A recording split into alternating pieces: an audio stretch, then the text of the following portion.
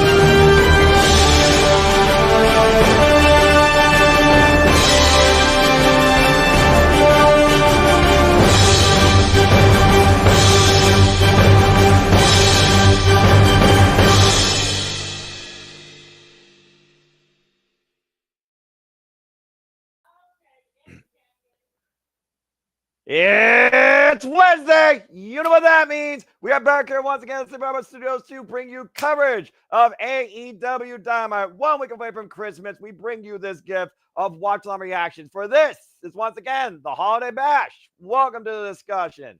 Hello, everybody, and welcome once again back to the Slip.stream Studios. I am, of course, the Simple Man. My name is Noel Foster, and I am never alone as I, of course, encompass you and encourage you to enjoy all the wrestling, all the wrestling, all the wrestling, all the wrestling, all the wrestling, all the wrestling, all the wrestling, all the wrestling, all the wrestling, all the wrestling, all the wrestling, all the wrestling, all the professional wrestling. Damn it! As we cover WWE, NXT, AEW, ROH, TNA, NWW, independent specials, pay-per-views, and so much more here too at the Slip.stream Studios, and we are expanding beyond YouTube into the world of Twitch. For those that are tuning in for the first time on Twitch, I thank you. Hope you continue to be along for the ride as we level up and bring you gaming content come next year. That being said, my partner tonight, he does cool and really dumb things on the internet. He's also very creative. He's also very passionate about a recent product he made. He is a great friend of mine. We are, of course, East Coast boys. James Hebert. James, how are you? It's once again that time, another wild AEW Dynamite. Yeah, man, I'm looking forward to it. Looks like it's going to be a decent night of action for tonight's AEW Holiday Bash, Dynamite Holiday Bash, as we are going to be doing a bit more, ladies and gentlemen. Thank you very much, Lily. And yes, ladies and gentlemen, we pretty much are doing all of AEW. I'm pretty sure, with the exception of possibly the Miracle on 34th Dynamite, which is taking place Christmas Day. At least for right now, we, car's subject to change, of course. So who the fuck knows? But yeah, we're not going to be sleeping. He's probably going to have no voice. I know Walter is going to be covering most of these shows. He will also probably have no voice. And we're probably going to get a UFC, a boxing event on top of everything. So like we're literally covering all the tings. The tings, we do them. Golf clap. Yeah, there you go. The new quote coming soon to Slip.stream Studios on a screen near you. And of course, that being said, James, you're absolutely right. A December to remember, courtesy of AEW Dynamite. And of course, we're all in this together. And literally, this week of content starts here, goes into Ring of Honor Final Battle, Christmas Collision, karaoke shenanigans, and then we rest. If we don't do anything on Christmas Day, we rest until after the Christmas season. But I think without further ado, now we got all the positive shows and introductions out of the way. And again, figure those that are tuning in, please subscribe, comment, tell a friend. Again, support my friends' passions, PayPal them. Links are in the description down below. And if you want to dictate the conversation, PayPal or Super Chat. It truly is as simple as that. Shout out to Laredo Wrestling, who, of course, keeps all this running behind the scenes. The hardest working man outside JJ Williams here at the Slip.stream Studios. Appreciate them both. All right, Seriously, James. Well, he deserved a break. He deserved a break. Yeah, no kidding, right? That gum. Even I need. I'm glad that finally I'm not the only play-by-play person in this freaking virtual family of nuts.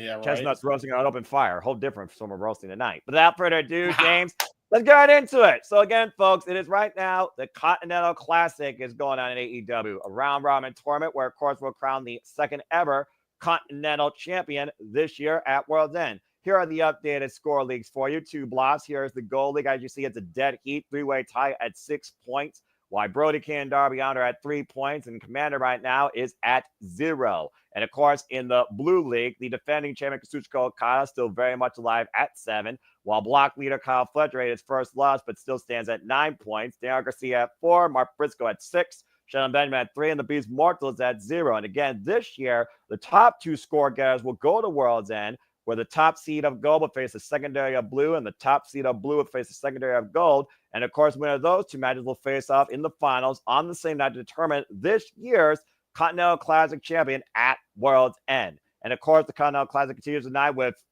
arguably, James, the most anticipated match of the entire tournament. Yeah, and this is truly what it is, man. I mean, you got 2 of the best, probably the biggest baby faces in the entire roster. Darby Allin, Will Ospreay for the Continental Classic Gold League.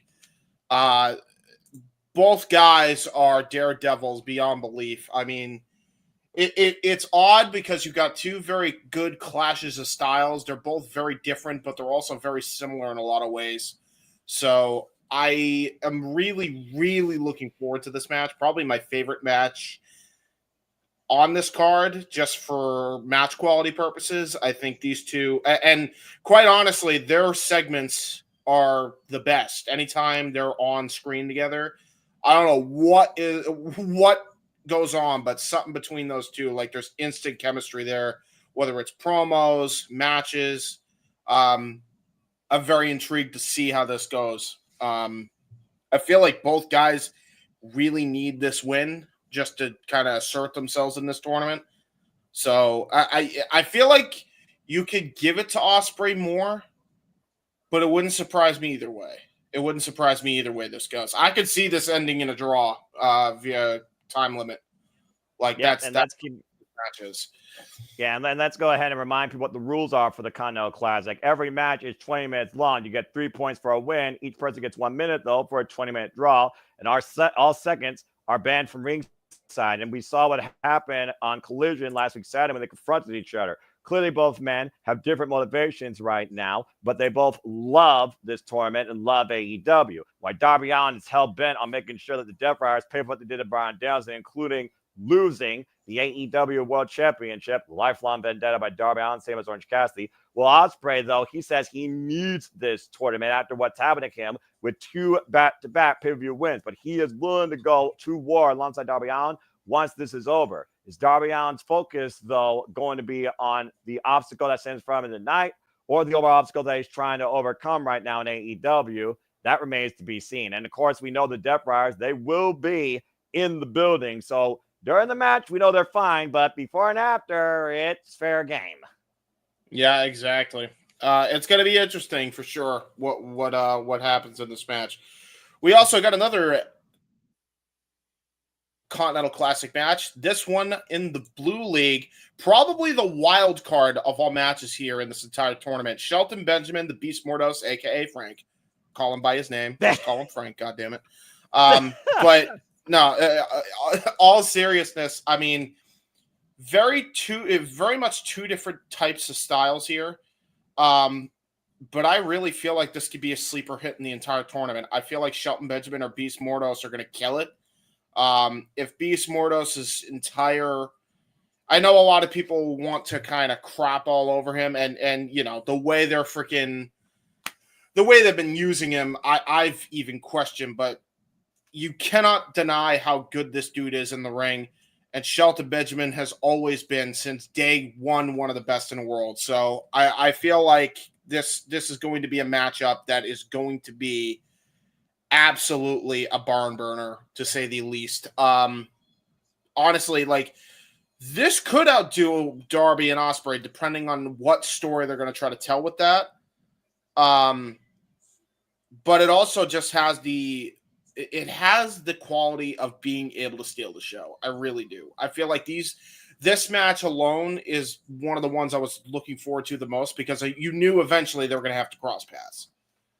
As everybody does in their blocks respectfully in the round robin gauntlet. To your point, Shelton Benjamin, again, called the standard of excellence according to MVP, member of the Hurt Syndicate. He's come off a loss to Kyle Fletcher last week in his home area, and MVP scolded him quite heavily, saying, that's not what we do. We hurt people. So Shelton Benjamin's got a heck of a target to try and bruise in the Beast Mortos. To your point, though, also with the Beast Mortos being in his also first Continental Classic, it's been quite a debut for both men, demonstrating how incredible they are. I know we like some people, not me, because I'm above that tomfoolery. Some people like to blast an AEW for a number of reasons, including the line about where the best wrestle. You just basically said it yourself. We have premier athletes. Sorry, Smart Mark Sterling and your dumb shirt.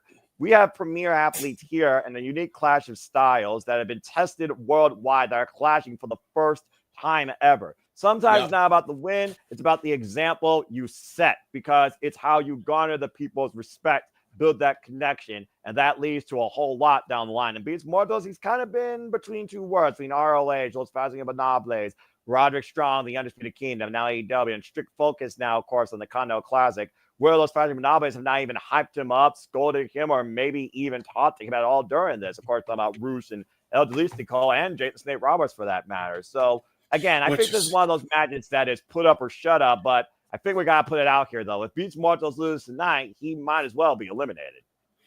Yeah, I mean, he is definitely, as good of a showing he has, it has not shown, as we see in points, 0 points in the entire league. I mean, damn, you want to talk about being the ultimate loser, unfortunately.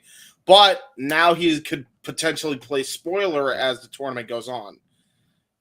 Again, we saw Daniel Garcia do that in his very last match against people who punched in as a finalist against Brody King. So again, if you can't win, you certainly can be a guy that literally gives everybody an upset. So those matches all count. So we'll see what happens. Again, 20 minutes. Good luck to both. And Shelton Benjamin, of course, needed to really get up there in the block just to be behind Kazuchika Okada. And might I add, Kazuchika Okada is Shelton Benjamin's last match. Yeah, that's going to be a huge one. And as far as I know, Shelton hasn't even beaten him, correct? No, he hasn't. Of course, for those that know, like me, of course, he had time at AEW where, of course, he was known as X. He was with various groups. Of course, he was at his most lethal. Of course, he was with Suzuki-gun, led by Minoru Suzuki. And speaking of the Continental Classic, just to give you all a heads up real quick, as we will cover Christmas Collision, here's your Continental Classic come this Saturday. Darby Allin goes one-on-one again. Lord help this man, James. Against Claudio Castagnoli. Of course, the wars, we've seen these two men, whether it's Royal Rampage earlier this year, the Death Riders Vendetta. Every time Darby and Claudio are in the ring, it is ballistic. And I expect more of the same, especially after what happened at Thanksgiving Eve. And of course, following this, we're finally running it back. I don't think there's going to be tomfoolery, but 20 minutes, this could very well be the match that outdoes what they did in 2016. It's Will Ospreay and Ricochet. And, of course, Ricochet coming off that great win against Brody King, while Will Ospreay is extremely driven and motivated, while Will Ospreay has always called him little brother. And, of course, Ricochet right now, he's already going to Wrestle Dynasty, so he has all the hype in the world. And, of course, last but not least, talking about Shelton Benjamin, he's pulling double duty this week because he now has a chance to go one-on-one with the TNT champion, Daniel Garcia. And you got to imagine if Shelton Benjamin beats Daniel Garcia, not only does that put him pretty close, a lock in the semifinals, that has to get him a chance at the TNT championship. And hopefully when Shelton Benjamin goes into a feud for the TNT championship, I hope that means that Shelton Benjamin could actually pull off a great program for Daniel Garcia to finally admit that that dude actually had to fight for his life to even be in pro wrestling, which a lot of people don't know. And I wish AEW would actually emphasize that on their television show. I mean, but not nearly enough. You know what I mean? I mean, how many times do you run back that story if it's already known? And maybe it's not known to like a current audience right now, but they've talked about verbatim. Heck, it was in his video package when he freaking faced prior to coming out facing scapegoat Jet Prey, beating him for the title in the first place. Jet Prey talking about sacrifice. Yeah, but I don't know. Like, it feels okay. Let me reword this. It needs to be more in your face because I feel like, I don't know, like they don't say it enough. Like sometimes I'll hear it in like an obscure message from his mom, like you mentioned, or on commentary. They need to build this up in like a story. Like, you remember when they did this with Roderick Strong back in NXT when they went over his whole life story and it made him an instant fan favorite for a while? Yes. Yeah, that's what I mean by that. Like, I feel like if they did that with Daniel, I feel like he would get a lot less flack by most of the people. I know there's some people you'll never be able to please, but I'm saying like that would, I think, alleviate a lot of that pressure. You know what I mean? Yeah, I can respect that. And I think having that preview, what they've kind of done with these Continental Classic matches that have been coming up, having that preview about the wrestler's motivation, their identity, where they stand, what they've been through, what they're thinking, kind of like sums it all together. And I think they really put that well together with the quick little hype vids in between, Continental Classic upcoming matches, and of course the exclusives after each episode regarding Continental Classic action. But I could definitely see what you mean, bringing that a bit more forward in the current time or even the current night. But only time will tell. But of course, that's not the only match we have tonight regarding World's End, because there's a lot of things that really can be altered at World's End before the new year begins, including the self-proclaimed next AEW World Champion with the guaranteed chance in hand. The patriarch himself, Christian Cage, first fight of the year, and that turncoat son, Nick Wayne, no doubt that Jezebel will be in their corner. They take on Hook with one arm and the wrestler Katsuyori Shibata. Man, that's incredible respect for Hook, and I think as far as these two goes, they have not lost as a tag team. After Hook, of course, called Christian Cage out for a fight. And might I add, by the way, we're heading to the Hammerstein Ballroom this weekend for 3 different AEW shows. Of course, one we will see on Christmas Day, if not that following Friday, because New Year's Smash is on December 34th. We all being built in advance. You know how that works. Again, hashtag quarter. But anyway, all the content. Anyway, going back to talk about this, though, of course, Hook is hell bent on getting back against Christian Cage after learning that he assaulted his father, and he even pointed out that at one point Christian Cage says, "I wish your father was never born." Damn. How many times does Christian Cage have to really push somebody's buttons when you think he's going to cross the line? Well, literally, when Hook tried to throw the man off the balcony last week, I think that's about as far as the line you can cross, nearly to manslaughter outside the New York area. But hell of a segment, by the way. It made Hook look like a fucking badass. He punched that dingo glass pane while it was nothing. What the heck, man? But it feels like to me, and with this internal, I think, building hostility with Kip Sabian maybe become a new favorite son to Christian Cage, Nick Wayne has a lot to prove here on behalf of his father. And if he fails, then I'm very certain he's going to be having a very blue Christmas. Black and blue. Well, but I think I gotta go with Hook and Catch. Lord knows he needs a new child to abuse after Luchasaurus is no longer with him. Sorry. Did I say that out loud? Anyway, speaking of abusive, but Kill Switch get well soon.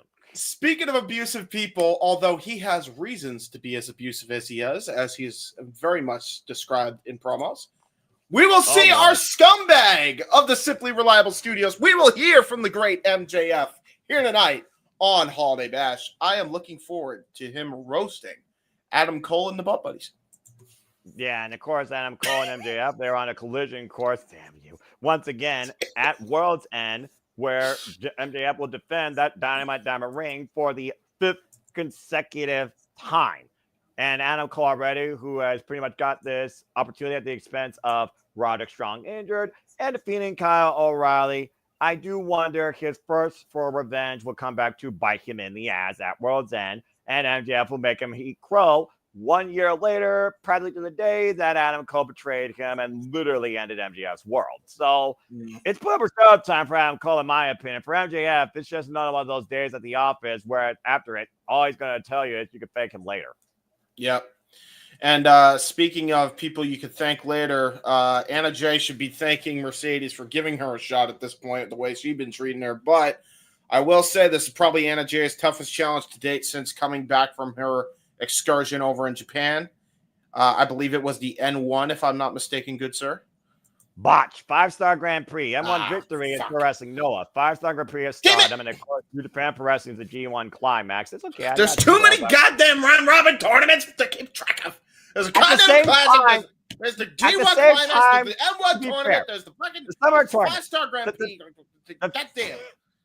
The summer tournaments, and of course, W's trying to follow suit with their 2 tournaments, and that's some crazy nonsense. Oh my but god, anyway, I'm sick of tournaments. I like tournaments, but goddamn, there's too many.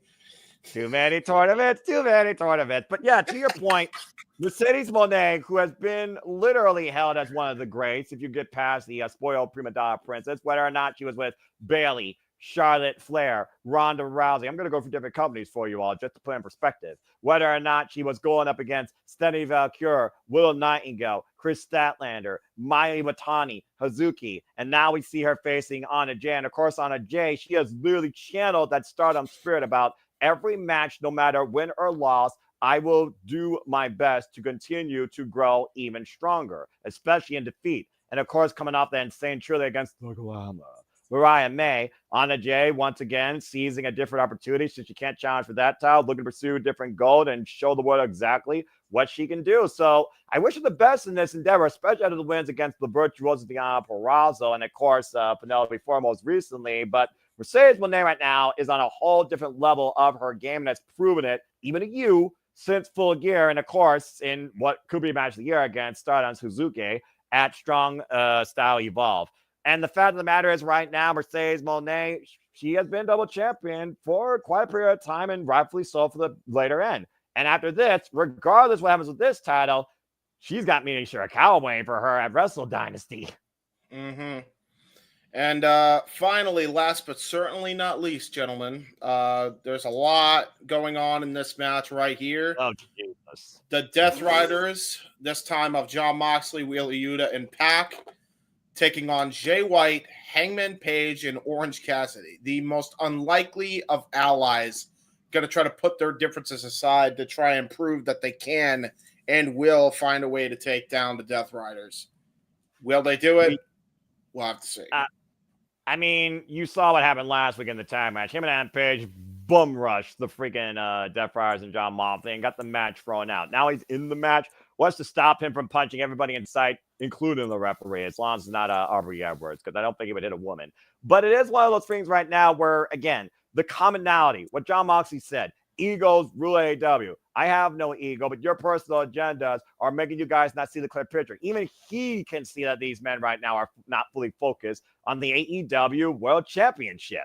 So it is one of those things where all 3 men on the opposite side may want that, but are they focused enough to the point that Jon Moxley is willing to die over it, as he said verbatim? Why the problem is the possessor of what we think is the championship in that briefcase handcuffed to her wrist. Either way, it's one of those things right now where we've seen Orange Cassidy, Jay White, him, and Adam Page at this point each have a victory over Jon Moxley.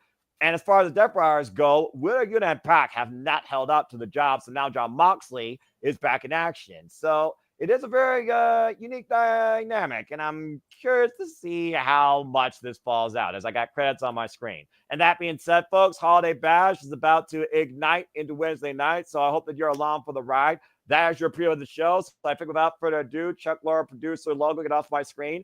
James and Stupid Labo Studios, let's fucking go! It just appeared for me, Holiday Bash. What about you?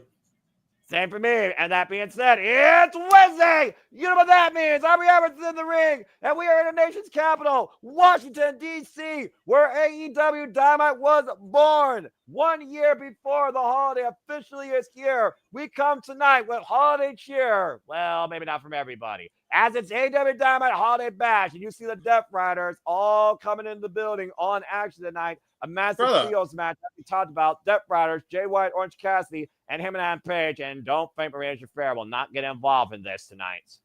And again, what a huge main event tonight, James. No, we do have a huge main event tonight, and we already ran down the card, so we don't need to do it again. But I will say, I don't understand why Pac just wears his trunks all the time. The dirty bastard. You just take a shower. You just explain it. He's a bastard. Who's not a bastard, though, is Remarkable Day Paquette and Switchblade Jay White and Orange Cassidy, who, might I add, Jay White and Orange Cassidy have never met in AEW yet in the ring.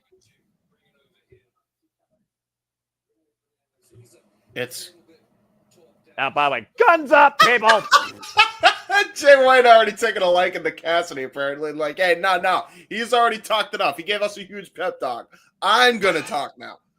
Fucking love Jay White, man. He can make the stupidest shit work. That's why I love this dude. He's a complete package. Let's see but how he also this goes. knows. Yes. Yeah, remember what Orange Cassidy said, though? He doesn't care if he never becomes a AEW champion. He just wants to make sure that Jon Moxley is the champion.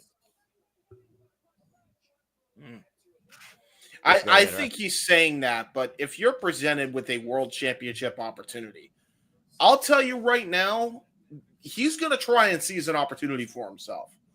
That moment of there could be a chance is going to take over, I'm telling you. Well, it means Orange Cassidy completes his agenda. I completely agree.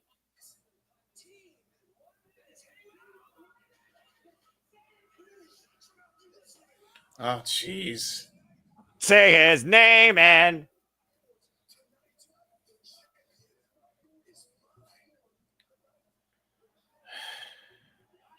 And James, I think you answered your own question.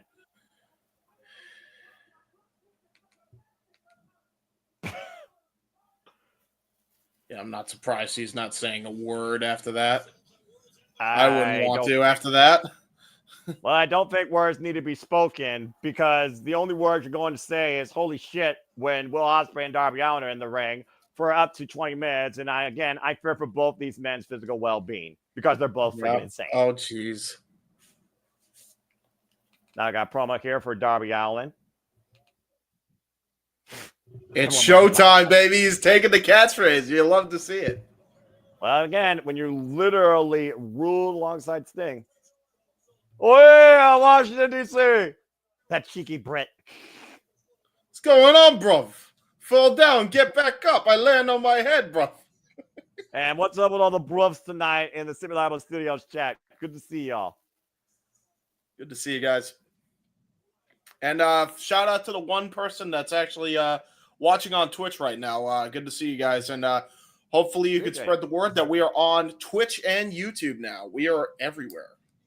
And again, we'll be leveling up next year with gaming content, including a Mind GM series and maybe a game podcast and so much more. So stay tuned to Survivor Studios levels up in 2025. And again, James, we talked about the scores before, but let's just go ahead, bring them up real quick and remind people where everybody stand across the league. Darby Allin has 3, Claudio, Will, and Ricochet tied at 6, Brody King at 3, and Commander at 0 in the Gold League, while the Blue League has the defending champion Okada at 7, Fletcher at 9, but ate his first defeat this past Saturday. Daniel Garcia at 4, Mark Briscoe at 6, Shelton Benjamin at 3, and the Beast Mortos at 0. I would have gotten that graphic up, but unfortunately, I switched over to the Simply Reliable Studios graphic because I got you, bro. Don't worry. For some reason, this AEW blurry logo is the way it is. And there's everyone's favorite scumbag wearing a black and gray Burberry scarf and all the menorah and Stars of David blazer attire you could think of. Maxwell Jacob Freeman, MJF, and he will have a mic tonight. So here is the leagues just talked about. Here are the points so far in both the Gold and Blue League. That is what we got going on. Right now, let's take a look at Darby Allin. Darby Allin at 3 points. Will Ospreay tied up with Claudio Castagnoli and Ricochet at 6 points each. Yep, and Will Ospreay has a chance to take the lead on the block, but for now, Rhea Aubrey, because we are not, folks, we are kicking off with the TBS Championship. First time that women's championship match is actually up in the card. I'm surprised. There you go. Been a while. It's not the first time, though, I can recall, but it's been a while. And again, speaking of women's matches, James, you are not there for the call, but I would argue that Hazuka and Mercedes Moné might be women's match of the year after nearly going for 30 minutes, and it took 2 Moné makers to put the Wild Heart of Stardom down. Oh, my God, yeah. No, this match was I know a lot of people are like they wanted to crap all over the post match, but those two killed each other, man. Like, that match absolutely was awesome. Love that match. And of course, Mina Shirakawa has decided to be the next challenger to the CEO on one condition: if Mina Shirakawa is through the Rev Pro undisputed women's British heavyweight champion after defending against Dana Luna. She has to defend that title at Wrestle Dynasty as well. Mm-hmm. Very good point. Stardom is all about emotion, strong spirits, and dreaming. And Anna Jay has a dream to end this year as a champion. Now looking to dethrone the CEO. Yeah. Good luck with that, though, because she has been on an absolute tear. Well, James, do you believe in miracles? It is the holiday season. Weirder things have happened. Let's go down to Justin Roberts for their inductions.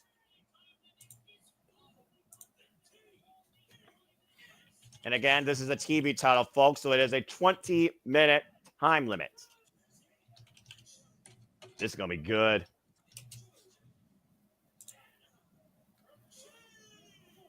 Brunswick, Georgia, Anna Jay, of course, 26 years of age, 5 years in the game, trained by Glacier and QT Marshall with 8 wins in her past 10 matches. There you go. And there's your girl from Boston. Mm-hmm. Right from your territory, James, and a heavy Celtics fan. Mercedes Moné, our current double champion, a record 11-0 this year. There you go. It's a hell of a way to kick off AEW Dynamite as Aubrey Edwards will hold up the TBS Championship. Let's hear it for Aubrey! Yay! Always going to appreciate Aubrey. Aubrey Edwards is up there for me with Red Shoes Umino. I love Red Shoes still to this day. I feel like Red Shoes is probably the best referee entirely. Oh, I agree. No one trumps freaking Red Shoes Umino. The Rays are underway. Goddamn. Jinx, you owe me a soda. Yeah, well, yeah, I got red and green Mountain Dews over here because 'tis the season. Hey, I'll take one. There you go. Oh, jeez. Well, I don't think Anna Jay is going to take that slap to the face without a receipt. Mercedes Moné, great awareness though, going into the ropes. And again, you wonder if there's any wear and tear on Moné from that match against Suzuki. That was literally just this Sunday. Immediately goes for the cover, gets a 1 count.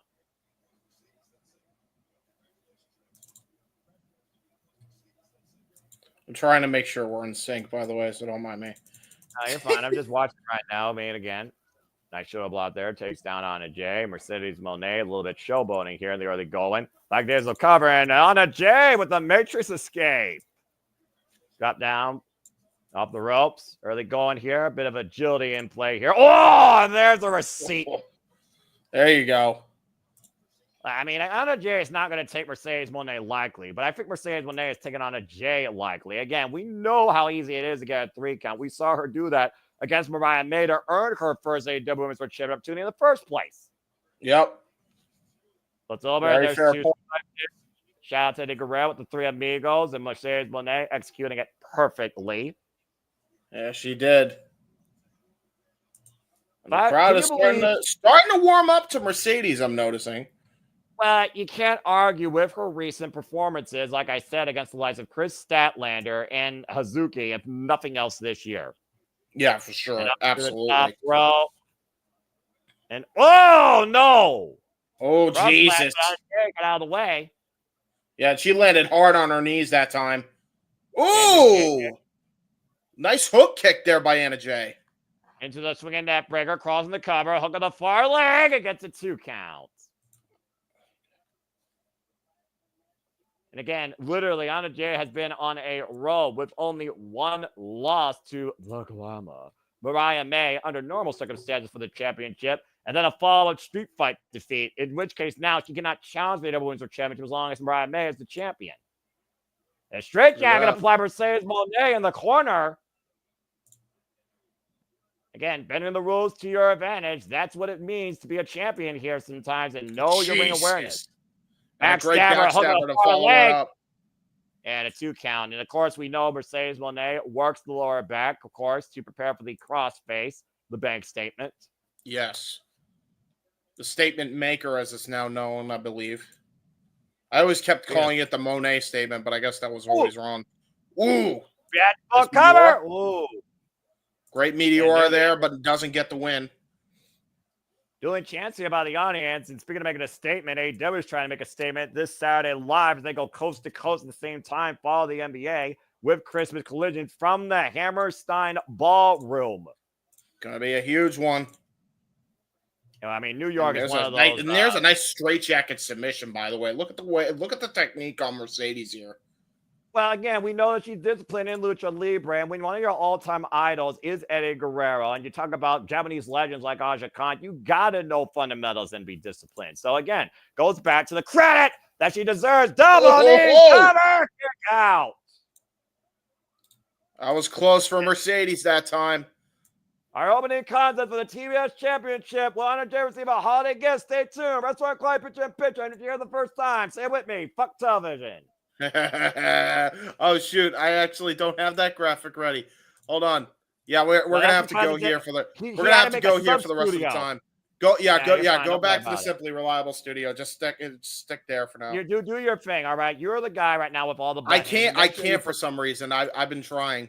I don't know why. Are you serious, bro? Yeah, I got. All right, I got you. All right, there you go. All right, they're gonna note to self, Walter. If you make a separate thing, put the logos in the same thing. Speaking of having a separate thing, I'm sure I'm gonna have a separate thing to say when MJF takes the mic.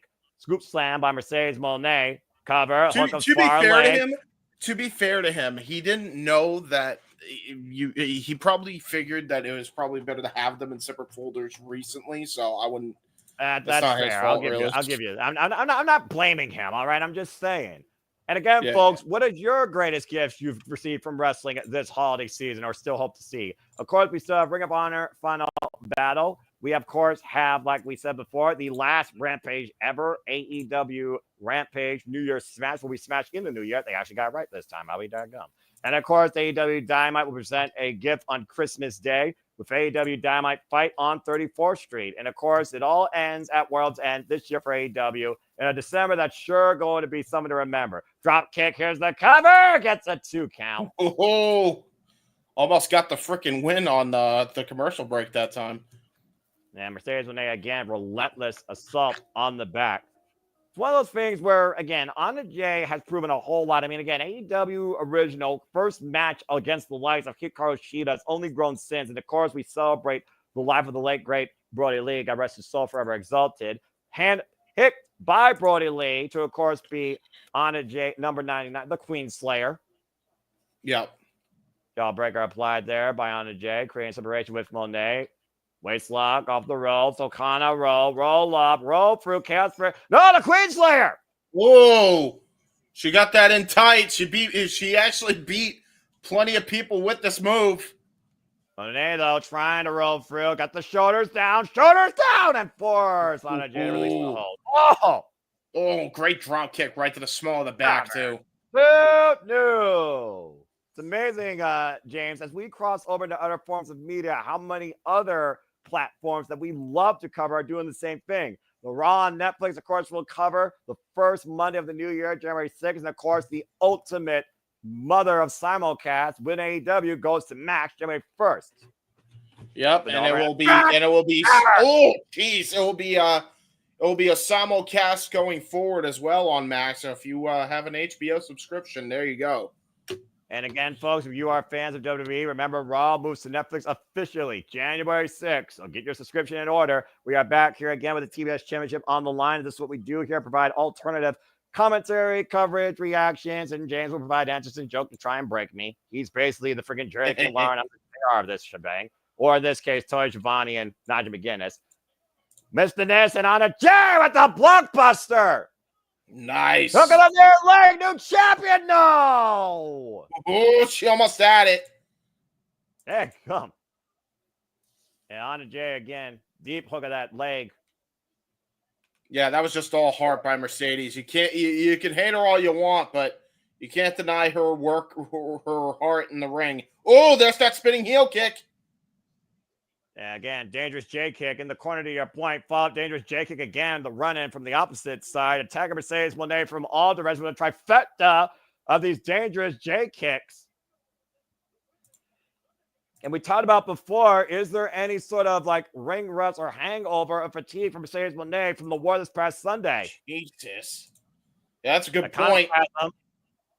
And take her down the hard way and look at her hook her up. Oh, you gotta be kidding me. No way. Gory bomb! What?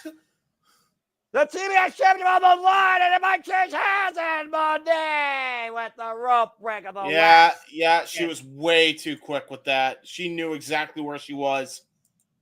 And to Anna Jay's credit, though, she grabbed the near leg but didn't hook the arm.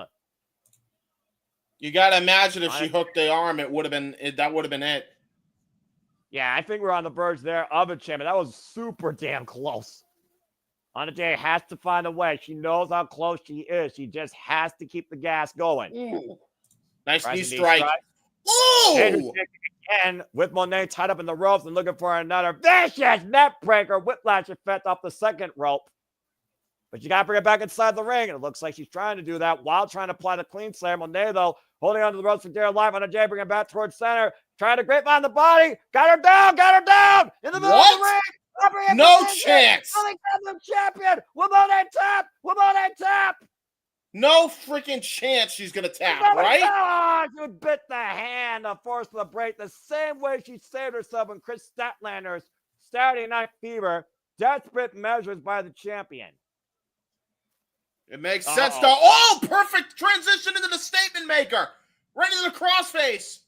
And that statement maker, that crossface, compromising the breathing and the neck of Anna Jay reversal. Hook in the near leg. Shoulders down. 2 count. Again, good position. She almost had it a couple times. I'm actually shocked at the performance here by Anna. Again, Anna Jay showing tremendous heart. And she got to the ropes.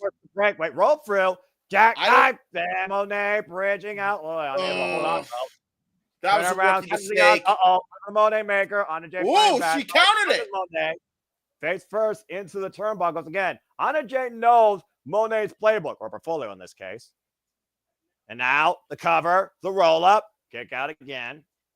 Explodes out of that kick cover. out, though. Sunset. Oh! Right on the middle turnbuckle. Now she's going to go for the double knees. Bam! Double knee strike connect. Double impact and hooking her up for the Moné maker cover 2. Moné retains. No shame by Anna Jay. She had it. I thought she had a rookie mistake by not keeping that rope break going, but she actually transitioned it very well. Well, again, Mercedes Moné was once again taken by a very worthy and game challenger here. Anna Jay, great opportunity taken, but Mercedes Moné still too much to overcome. And let's not forget, James, Stacked wants that TBS title back and wants another crack at the CEO. Mercedes Moné, quote unquote, greatest challenge. And again, right now it is official. It will be Mercedes Moné versus Mina Shirakawa, for the Under Strong Women's Championship Sunday, January 5th at Wrestle Dynasty, which of course we'll be covering because we're crazy. Yep. We're not gonna have sleep. He's gonna have to have the. He's gonna have the. You're gonna have the weirdest sleep schedule by the end of this entire thing, right? You do realize, and I welcome it. Damn it! Congratulations on Mercedes Moné, still TBS champion. She is absolutely smashing the game right now with those championships. And no doubt about that. And of course, right now we have a FTR here. For those that don't know, FTR were attacked by the Death Riders at their collision off the air. Yep.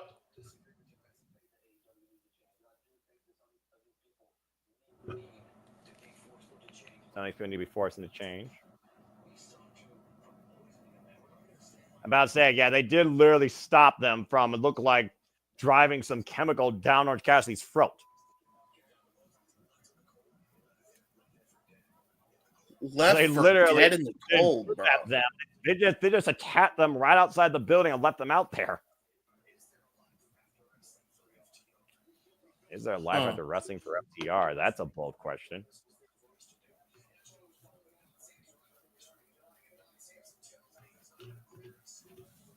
Oh. So FTR is out of commission until January 1st.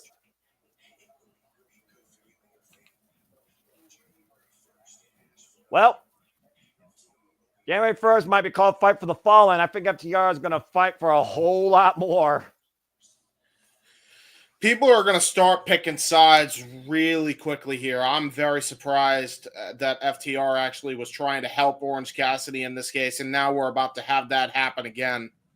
And now they're gonna it won't now become now a it lull, just but became here's somebody personal. that's always alone. Yeah, but Yep. here's somebody that loves to make everything personal and literally walks alone. And I'm not saying Batista. I'm saying the former longest reigning AEW World Champion.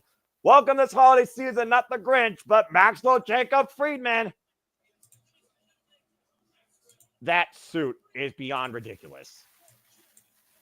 Yes, but it is one of the best suits ever. He is Jewish, after all. So why not? Oy vey. And of Look course, at a this man. 5-time Dynamite Diamond Ring winner, the only bearer of that Dynamite Diamond Ring in the history of AEW. And here we Oh, go. boy. Got my music. Here we go. MJF's going to speak. Now, how long before Adam Cole interrupts him? I hope he doesn't. You don't like me, huh, guys? Seriously?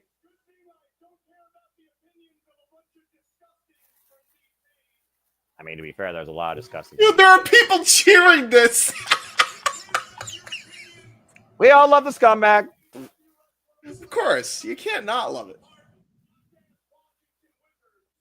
Oh! Oh, shit. He went after the Wizards. And shout out to Statboy Sports Bar. You can see more Dude, burns the like that. crowd are going nuts for him. This bizarre world, we live in an era where heels are worship, except Dominic. They're chanting Wizard sucks. Thank you, he said. Washington, D.C. knows what's up, apparently. Wonderful time. Not singing. But of course, we know MJF has many talents. Yes. Of course, drama degree.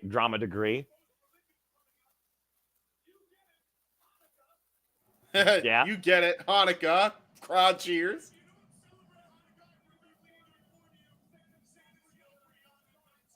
Oh, I just busted the myth of Santa on live TV in front of a bunch of children. every child watching, for that matter, James.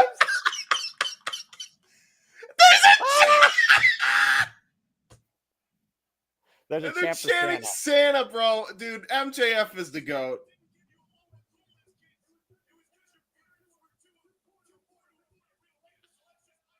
This is accurate sometimes. Dude, he is.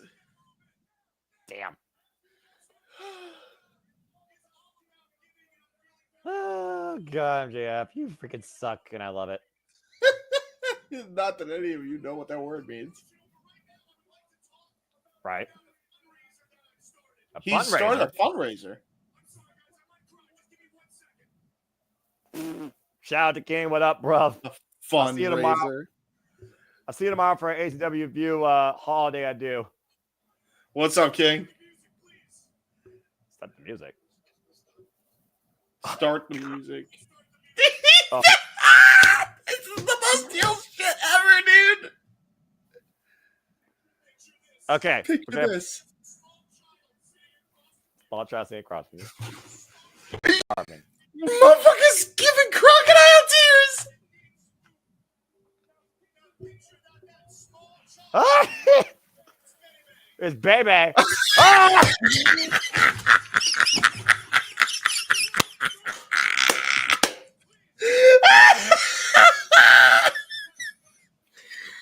Classic by MJF.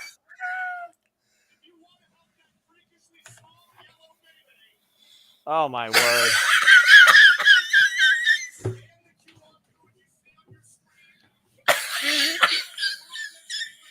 I'm scanning. Hold on. Yeah, scan the QR code on your screen, folks. The buy world's end. Oh my gosh. I have no idea, Daniel. Oh my god, it literally is to the World's End pay-per-view. That's great.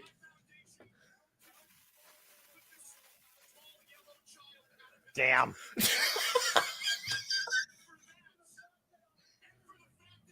And you know it. And you know it. Me later. Oh, But wait. He got There's booed Adam Cole. immediately when he came out, by the way, when he came on screen. Yeah, I know.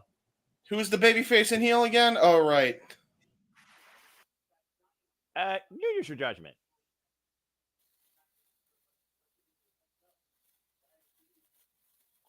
Uh-oh. Yeah, meeting with Tony Khan.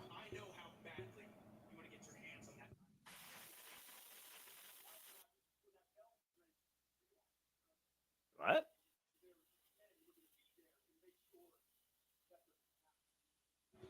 Oh, What he got the ring bearers.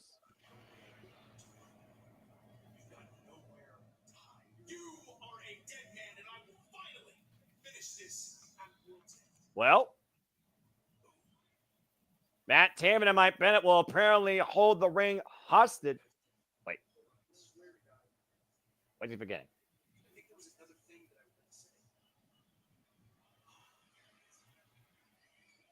Max? Mike kicking your ass. Oh no! Uh-oh! Oh, shit. He finally did a pre-tape. He did a pre-tape. Yep. Turnabout's fair play. And Adam Cole now raining down shots on MJF. After almost a year of waiting to get his hands on this man. Super kick. Finally got a MJF super played kick out. in. I was saying. Oh, and MJF has Oh, nowhere to shit. go. Oh boy, MJF, you might want to roll out of the ring. Well, either way, James, Adam Cole looking to end MJF at World's End, and that will be 1 week from Saturday for the Dynamite Diamond Ring, and more importantly, revenge. I'll tell you right now, I think all that did was make Max pissed, and I think he has a game plan he's not ready for yet. Well, we'll find out soon enough if Adam Cole can be MJF's undoing and a greater evil than the devil himself. So, yeah, apparently Adam Cole's a starving yellow child. What the fuck is this show, man? What is MJF but the ultimate roaster? You ain't Oh, kidding. good Lord. You ain't kidding. Holy shit. Well, let's go back to Saturday, James. This AEW Collision winner is coming. Julia Hartwell Nightingale fought to get to the Tokyo Dome, and Julia, unfortunately, got planted as the princess of the Black Throne returned home, Julia Hart.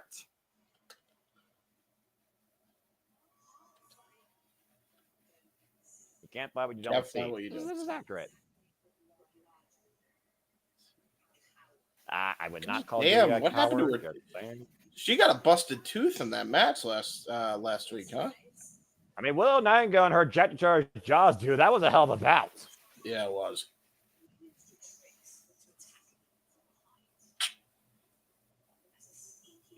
There's just one thing that Julia Hart doesn't know what the hatery feels like yet. Oh, the message. Fight for the fallen! Happy New Year to me! Tell how you really feel, Noah. Well, I mean, you know, I am a hater. Julia Hart with a New Year's resolution to plant the Empress of the Black Throne 6 feet under with Haterade. Come fight for the fallen. We may have our first women's match for the new year for AEW. And speaking of people returning back to the ring, we know that Kenny Omega, the Cleaner, will be back in action January 5th at Wrestle Dynasty against a madman and the War Dog Gabe Kidd. And of course, that means no doubt we'll see Kenny Omega come back to AEW again very, very soon. Arguably the one man that you truly can respect that encompasses what Change the World means for the best of professional wrestling, James. That's a good point. There is only one Kenny by God Omega in this world. No one else is like him, wrestles like him, or thinks like him. And arguably, he is what AEW needs more than ever to stop Jon Moxley. Omega returns soon. Oh, there we go. We finally got an Omega hype video. Yeah, after fighting diverticulitis, which, of course, that has been a life-threatening disease.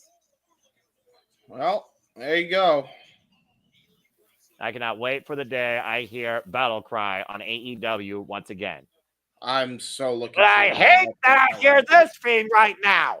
Well, I don't, because I love our father. Screw this father, all right? I have no father anymore. My father passed away. Whoa. This freaking parasite and that Jezebel and two quote-unquote illegitimate adopted sons, this patriarchy, is nothing but mischief. Definition of naughty on Santa's list.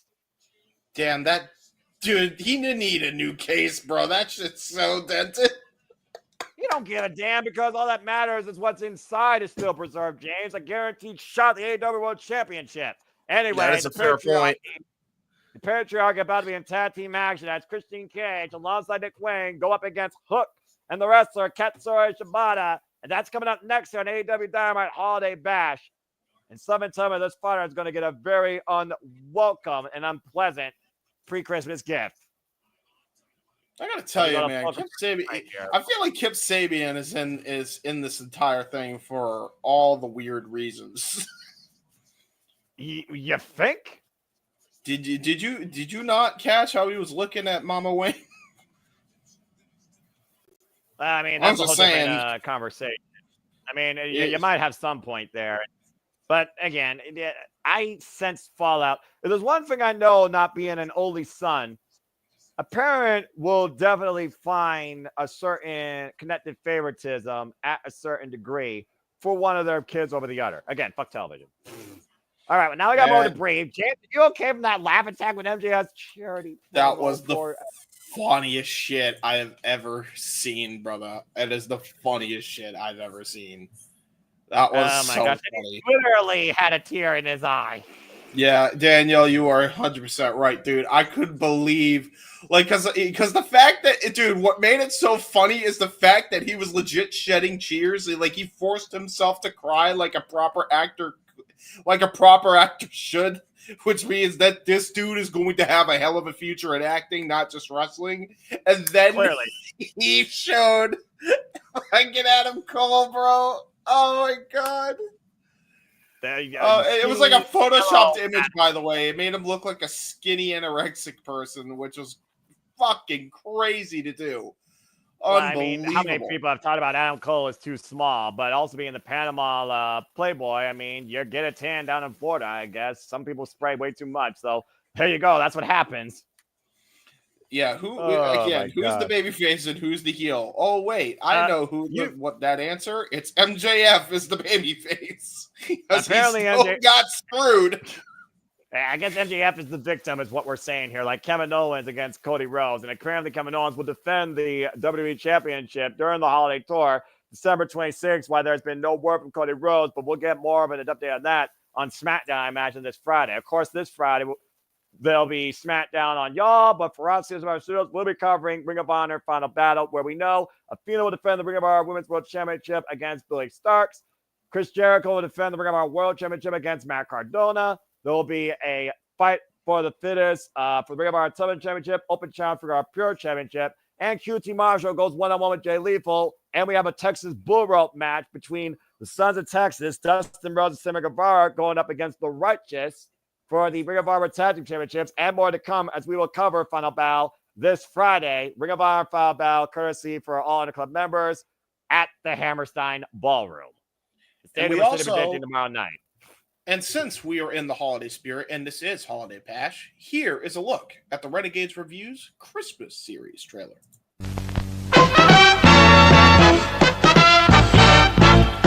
And now, preview time. So let's take a look at what's coming your way.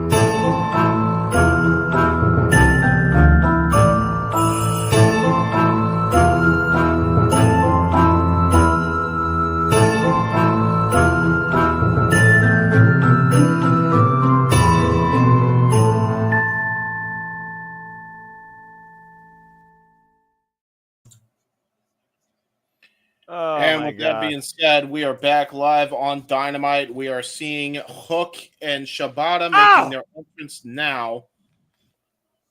Yeah, We're again, seeing you how see they that. broke Hook's hand. And to your point, we saw how bad and mad Hook is last week when he tried to take Christian Cage over a balcony. That was bad, man. Like, I don't know where security was, but they were clearly not doing their goddamn job.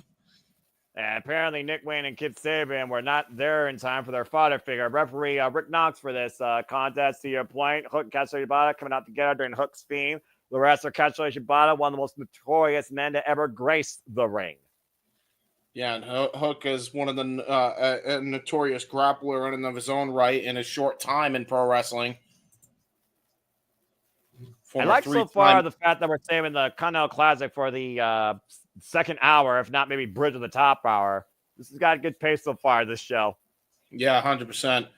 Right now, we'll see what we see here. The only person that hasn't held a championship in the middle of this contest is that man right there, Nick Wayne, getting him in a side headlock takeover as both men are trying to out-grapple the other here. It looks like both the youngins here are actually trying to show us a little bit of catch as catch can here. Well, we all talked about the discipline of Hook, of course, in the Taz Dojo. And, of course, you talked about his background in athletics, including lacrosse. And, of course, he loves to implement a T-bone suplex and a Juji Katami. Tab made a Katsuyori Shibata. Tab made a Christian Cage. Oh, boy. Okay. So now we're going to have the I was about to say FTW championship for Hook 3 times and Katsuyori Shibata, former never open weight and pure champion. You got Christian Cage, a former WWE World Heavyweight Champion, former Impact World Champion, former NWA World Champion. And as much as I hate to say it, legitimately a former, in this company, TNT Champion. Stiff Continental tap here. They already go on big lockup here. Christian Cage pushing the corner, wearing his weird turtleneck without sleeves. And clean break so far. Very good clean break there. And, Christian Cage is no stranger to championships.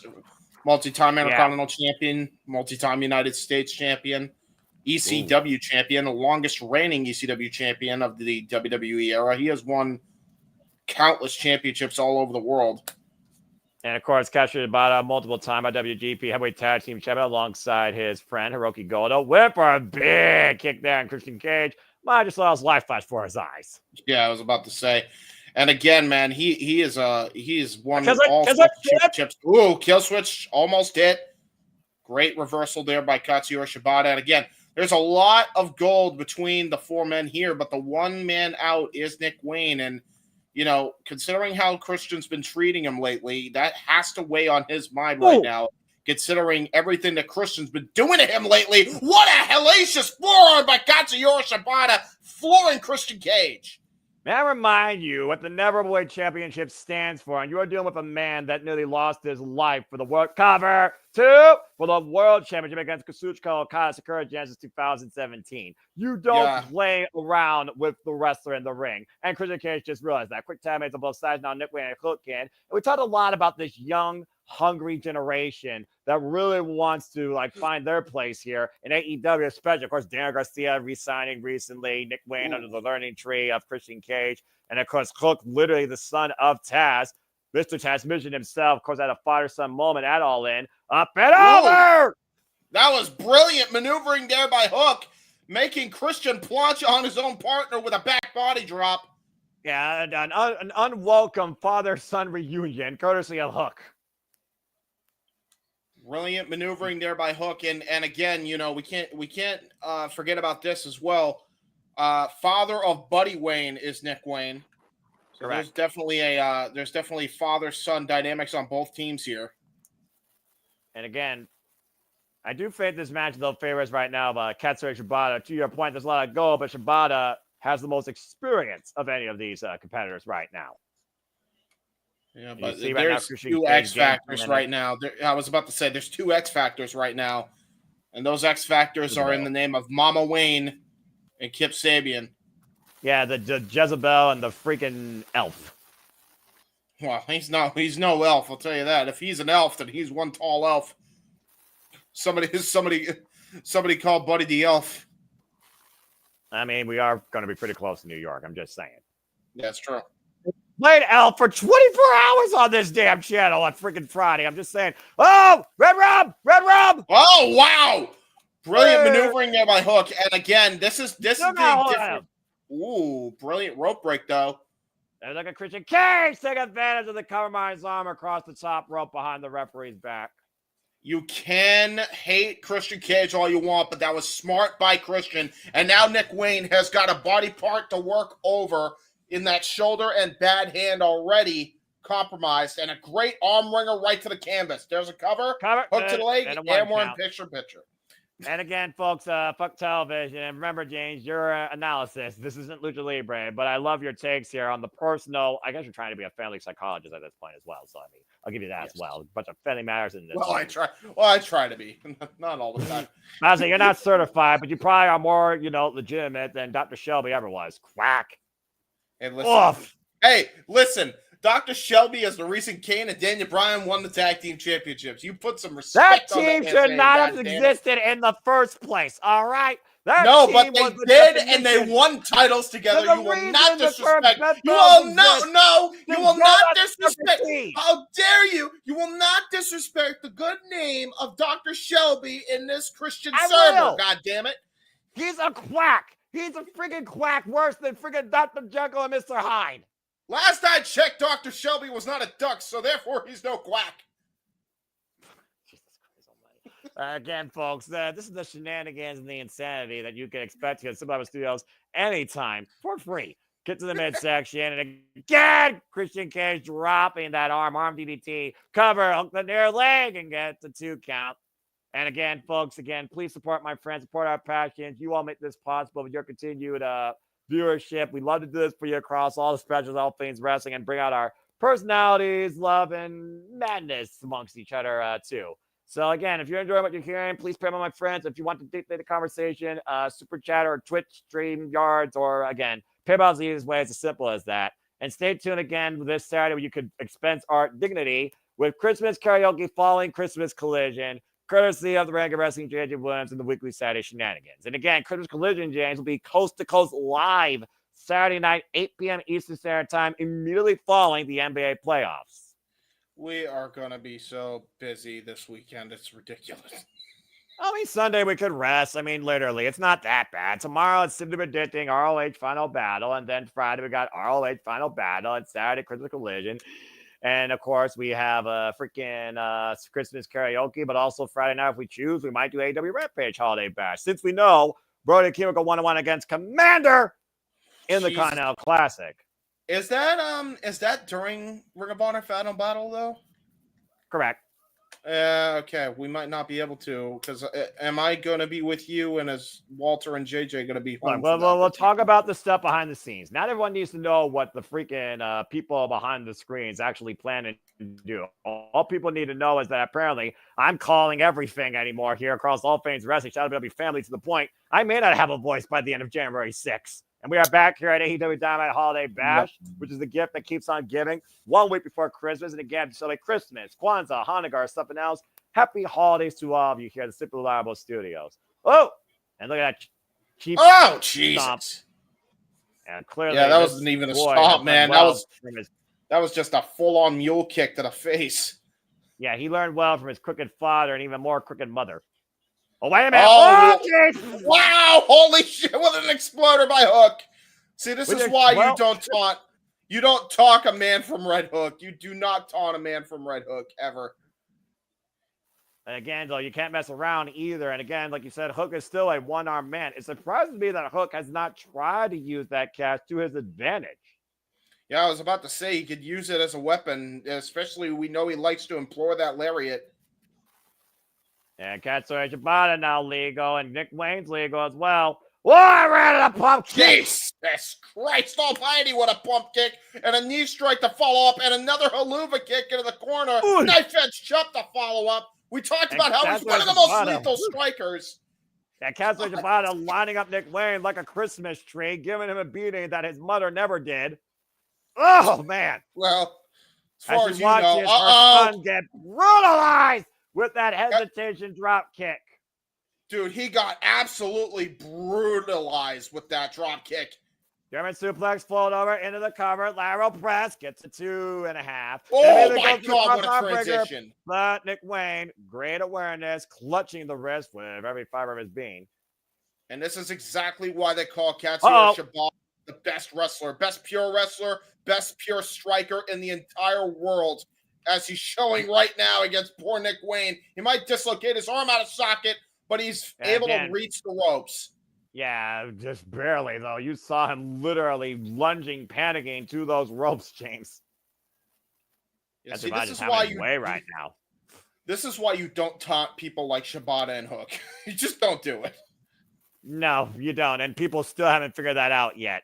And again, Nick Wayne right now driving his elbow in the back of the head of Shibata, forcing a bit of a break. Pump kick, and Shibata doesn't budge. And Shibata now, though, pushes Nick Wayne. Now Nick Wayne's going to test his strong spirit against the wrestler.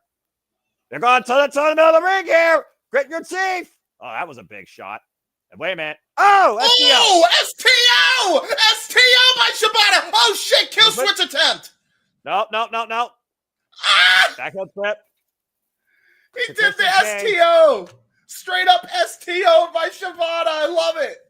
A back heel trip for those that don't know. Again, and a snapmare as Nick Wayne might be in position. Christian Cage picks the leg. Now Nick Wayne trying to take advantage. Got the deep roll up, and 2 count. Looking for leverage there. Look to the midsection. Go for a suplex. Hook though. And you gotta watch Kip Sabian from behind. Oh, I got decked. Oh, and now Jesus Christ. That's the ride. Well, Hook's got his revenge so far here.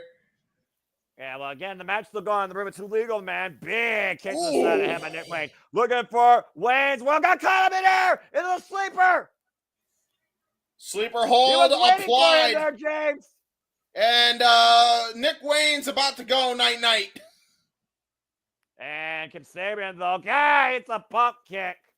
And now, doesn't need mommy. Hook in the red rub. Hook's got him in the red rub. And Shibata, PK Nick Wayne. But watch Christian Cage. Behind the referee's back, ring in the eyes. And kill switch engaged.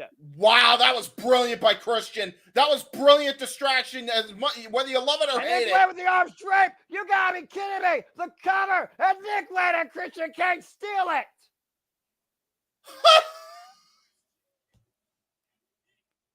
The numbers game, once again, comes into play because that false fodder figure and that damn Jezebel.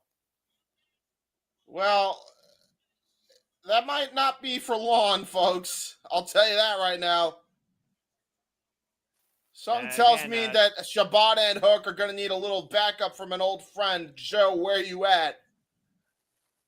Well, again, while Christian Cage was able to outwork everyone, we'll see who's able to work against the clock and beyond. But Will Ospreay goes one-on-one with Darby Allin, but still, curse that false fodder figure. Dadgummit. A lot of bad blood spilling in that match, and I expect a lot more in that trios match. Also made official this Saturday. Adam Cole and MJF will go face to face. Finally, they're actually booking something for Collision that I'm actually interested in. Yay! I mean, to be fair, I'm interested in this match because they're caring again. How much punishment can Darby Allin handle against Claudio Castagnoli in the Continental Classic? And will we finally see who's better of these two without some screwy shenanigans? Will Ospreay and Ricochet one-on-one this Saturday, I can't believe they're putting that on free TV, by the way. That's wild to me. And you want to talk about a wild match. I mean, it doesn't get wilder than a redneck chicken man and a beast going one-on-one. Mark Briscoe and Beast Mortos also go one-on-one this Saturday. Redneck chicken man versus Lawyer Beast. Lawyer Beast. So we're still going off of that, I guess. And then we got the TNT champion, Daniel Garcia, versus Shelton. Yeah, going one-on-one. Let's go. Sorry. The Standard of Excellence versus Red Death. I love technical wrestling. I'm a technical wrestling mark. I'm sorry. I will not hide this. I pretty much have learned that about you, bro. I'm just saying. I mean, you and I have called Ring of Honor Pure matches. We've called technical sleeper classics. The one match I regret not calling with you was Zack Sabre Jr. versus Bryan Danielson. I'm both so at mad. Dream and the new beginning in Osaka. I know. I'm so fucking mad. I wish I could have called both of those. Well, maybe one day we'll go back in the archives because as opponents of pure technical wrestling, when Bryan Danielson hands off literally the technical Bryan Danielson award to Zack Sabre Jr., that's a match you need to call to believe. Dude, why is this good? Like, really good? Because Chris Jericho is Chris Jericho, and he calls Chris himself Jericho's the king just of out New York. public with the title. Well, he is literally going to be defending that title in the Hammerstein Ballroom against Matt Cardona this Friday, where all you have to say is, thanks, guys. The King of New York, self-proclaimed, will defend the Ring of Honor Championship and his crown in the Hammerstein Ballroom. Could you imagine if Cardona could somehow eke out the win and then goes to the GCW event as the Ring of Honor World Champion the next week after? That would be insane. Well, considering Chris Jericho bombarded Matt Cardona in GCW, it probably would be poetic justice. No shit, huh? Oh, no. We got more Bandito hype. Bandito is also a former Ring of Honor World Champion and has had a one-on-one match with Chris Jericho. I mean, you literally were trying to get this man with his own Desperado squad. Now he's the most wanted, and he's coming back to AEW. See, this is a man that Adam Page should be recruiting. This is and along with Bounty Hunter Brian Keith, and along with the Sons of Texas, specifically the Von Erichs. And meanwhile, let's go to the lovely and talented Harley Cameron with an advertisement for Shop AEW. I agree. Very wonderful talent. I agree with you. Probably for very different reasons, but Gags. Well, I mean, no, she's she actually is amazing. She is beyond crazy, but I love her. Yeah, I do too. I dig crazy chicks. What can I say? I mean, I've said that verbatim ever since AJ Lee graced my screen, and of course, prior to that, Tara. Thank you, Harley Cameron. Merry Christmas. Good grief. Merry Christmas. And we got full commercial break. Again, fuck television. Well, folks, again, I hope you've enjoyed the coverage so far as we're reaching the top of the hour. Still much more to come. And again, we do this across all the biggest shows. WWE, NXT, AEW, TNA, ROH, NWW, Independence. So, again, yes, I agree. Yes. Yeah, that would be back on ice permanently. Yes. See, Harley Cameron for me. You know what? My favorite AEW females. This will out me completely. Mariah May, Harley Cameron, Taya Valkyrie. Everybody knows this. So there you go. There's my top three as far as the looks department goes. And Mina Shirakawa, throw her in there. I mean, Mina Shirakawa's telling AEW, she's stardom, but after what she did Sunday night, I mean, that girl can get down anytime on my screen as far as I'm concerned with celebrating. I mean, a former idol for a reason, and she made Mercedes Moné look like you were just watching somebody. You saying that of all people is wild to me. I've never seen somebody that at all. I've never seen somebody celebrate and hype themselves for a pay-per-view level match like Mina Shirakawa. I mean, fair dues. I'm sure it was wonderful, but it was quite a wonderful thing. It got me hyped up for Wrestle Dynasty even more. At this point, the Wrestle Dynasty card, I think, pretty much is filled out. We know Persephone is representing CMLL for the International Women's Cup, and Athena's representing for Ring of Honor, and Will Nightingale's representing for AEW. There's a 2-day tournament going on in Stardom, the 20th and the 21st, that will determine the representative for Stardom. I hope it's Azuki. And, of course, pretty much we got the whole rest of the card filled out at this point. The only thing unknown is if Mina Shirakawa is going to be the Rev Pro Women's Undisputed Cruiserweight Champion by defending that gold accessory against the one she beat for it, Daniel Luna. What, Mina Shirakawa is fighting for the Rev Pro British Women's title? She's defending her title against the very woman she beat for it in a contract-obligated rematch at Rev Pro. Yes. I would love to see her put that on the line against Mercedes Moné, although then she'll have 3 belts. How she pulls that off, I don't know, but it'll be interesting to see. What the fuck would that make Mercedes at that point? She would have had, what, 5 championships in the span of 2 years if that were to happen? Well, I mean, considering the last time you saw her prior to coming to AEW and that injury, I think you would be correct because she had the tag titles that she left WWE. So, I mean, there might be some truth to that. I'll tell you one thing, she's been far more successful than Trinity. Well, I was about to say, so in the year previous, she showed up, won the IWGP Women's World title. Hold that thought. The glamour's on the screen. Quiet on the set. Hello. Respect the AEW Women's World Champion. Amen. The woman that says she killed women's wrestling. In my opinion, she just challenged it to be better. The hero's just a dreamer. Again, she's no hero. She's not a dreamer. She's the reality. Accurate.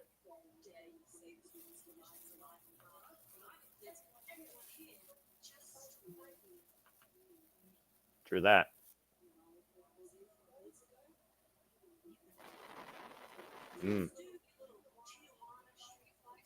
Tijuana street fight at World's End. Jesus Christ.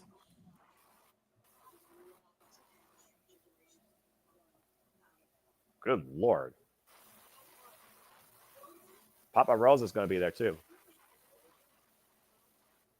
Boo! Jesus.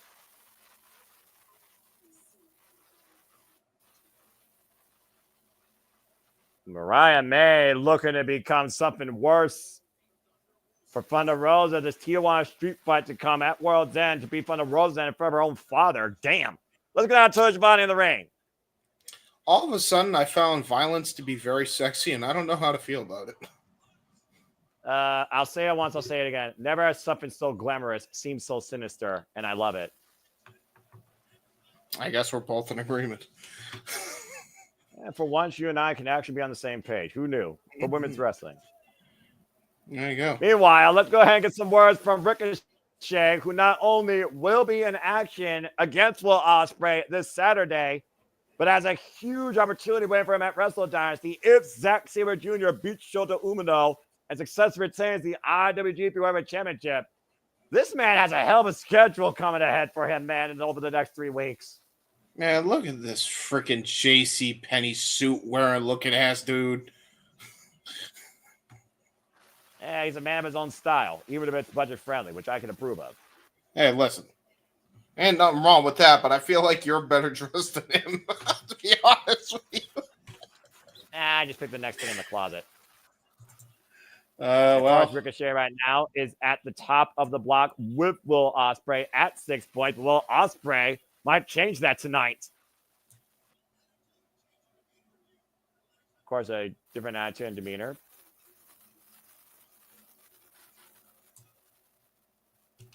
What? No. Wait.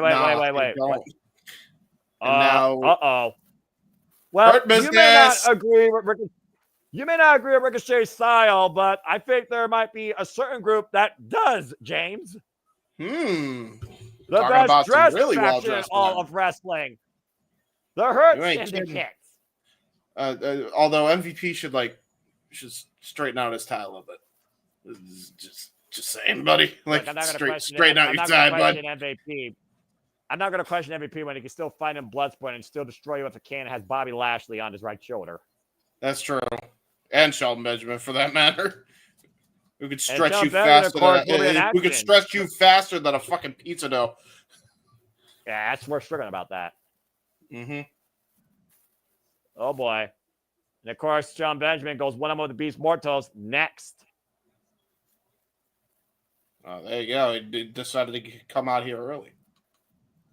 And shout out to the Bank of Wrestling, JJ Williams. What's up, bruv? We're enjoying ourselves as always with AEW Dynamite, always being a delight, especially during the holiday season. Now, we know MVP reached out to Ricochet, though.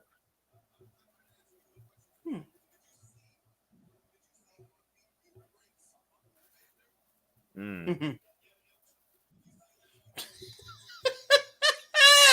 doesn't sound impressed at all.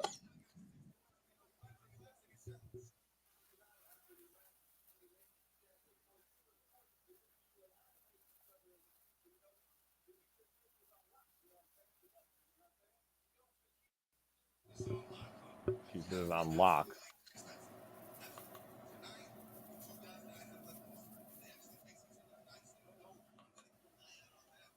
This Saturday.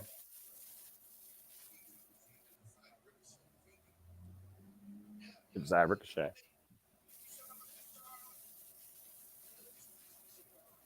Oh, no. Yeah, about to say. Yeah, I think MVP is down with Ricochet. No!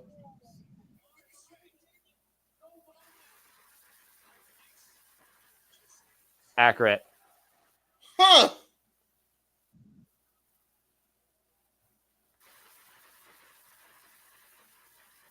I think this is just another lesson MVP is trying to teach Ricochet here. Huh.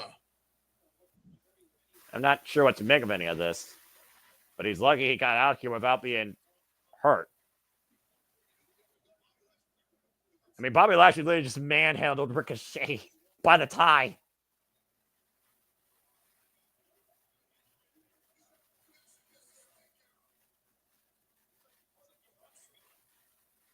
Well, hurt somebody. Shelton, Benjamin, dun, dun, dun, dun, dun. That was uncomfortable.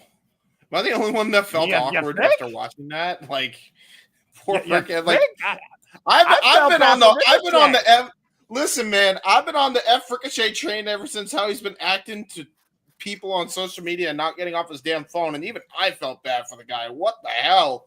Like, when he was just trying to be cool. And, God damn. You know, it felt like one of those things where somebody just wanted to fit in and just didn't know how to necessarily fit in. So again, Ricochet, be legit next time. Don't be a kiss ass. Anyway. This is the problem with Ricochet as Beast Mortos is coming out. Our boy Frank, he's coming out. In fact, wait a minute. I gotta make sure we do this. But this is why you don't get a suit from JCPenney. This is why. Especially if you're in the ring with MVP Bobby Lashley and Shelton Benjamin, who even looks good in a t-shirt. Well, Red Opera's Blue League action. We finally get into the Continental Classic for the first time tonight, James. I think the guys really could just be dedicated as we got the Beast Mortos for Shelton Benjamin. Our first of 3 Continental Classic matches tonight. Continental tie-up here applied so far. And you talked about before how Beast Mortos pretty much has had nothing but a goose egg, but impressive performances. And Shelton Benjamin right now, after what happened with Ricochet, Shelton Benjamin might be a little worried about retaliation from MVP if he doesn't get 3 points here. And MVP, again, seconds are banned from ringside. They said nothing about commentary up on stage. Submission grappling. They've been working on their submission grappling, bro. Oh, shit. Well, that's an interesting idea because I don't think I've ever seen the Beast Mortos tap out, actually. And up and around, Beast Mortos takes Benjamin with the tiaras. And by the way, look down. Yeah, I was about to say, look down, look up, look everywhere. Got right up against the Beast Mortos. I called him Frank. Lock. Oh, dadgummit, James. Delcana roll, prevented by Shelton Benjamin. Hip toss, reversal by Beast Mortos. Capture the leg. Might be looking for an ankle lock. Or single leg grab here. Single leg grab. Oh, wow. Turns it into an Indian deathlock twist after the Calgary crab. That was brilliant submission game there by Beast Mortos. Again, MVP literally talking about he was disappointed with Shelton Benjamin for not hurting Kyle Fletcher in his last match. And ultimately, that might well have caused Shelton Benjamin that match that night. Beast Mortos now grazing the ropes, and Shelton Benjamin taking the feet up from underneath him. This is not going to be good for Beast Mortos. Leaping knee strike sends Beast Mortos to the outside. And stay with us, folks, with the Continental Classic actually continues in picture. And again, fuck television. Yeah, so going back to what you're saying about Ricochet, we see more personality out of Ricochet here in AEW than ever in WWE, but man, was he freaking throttled. I was about to say, is it good that we see more personality out of Ricochet? Because the more he speaks, the more of a geek he looks. I'm going to be honest. That was not a good look for poor Ricochet, bro. That was the dumbest he looked no. since AEW, but he's only looked that dumb since he adopted what we were trying to get to the bottom to before MVP came out. This changing character. Remember, Ricochet ate his first loss in AEW against Continental for the AEW National Championship at Full Gear. And since then, he's adopted more of a desperate means to win. You saw what it took against Brody King last week. See, and that's the difference, too. And I think that's exactly why MVP rejected him. Bobby Lashley goozled him, and they ripped up the Hurt Syndicate business card because they're not looking for survivors. They're looking for brutality.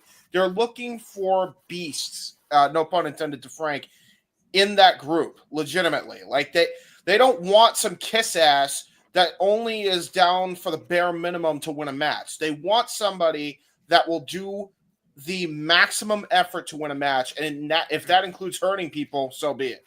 You know? I mean, it sounds like a Bullet Club War Dogs MO. Bring gold, bring bodies, except they just do it more formally. Big right hand by Beast Mortos, and Shelton Benjamin with the big right hand to Beast Mortos, rocking the Beast in the corner. I feel like I'm saying Beast too many times here, but that's literally his name.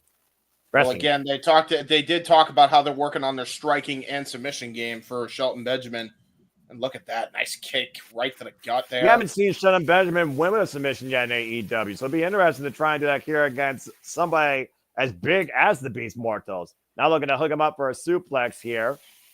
And again, Beast Mortos, winding his base. Keep in mind, he actually adopted a Patriot submission hold back in his Team Angle days, so it will be interesting to see if he actually busts that out in this matchup. That was the last time I think he's ever won anything with a submission move. Nice drop kick right to the legs of Shelton. Body straw cradle by Beast Mortos, roll up, gets a 2 count. Yeah, that was a close 2 Shelton count, but a great clothesline. Shot. Jesus. Yeah, that was just a clubbing body in that. Yeah, that was just a clubbing blow. That wasn't even a clothesline, really. We're back here on AEW Dynamite with the Continental Classic underway for the Blue League. And, of course, through the coming tonight, Gold League action. As, of course, we're getting pretty much 2/3 of the way for Continental Classic. And another body strong cradle by the Beast Mortos gets a 2 count.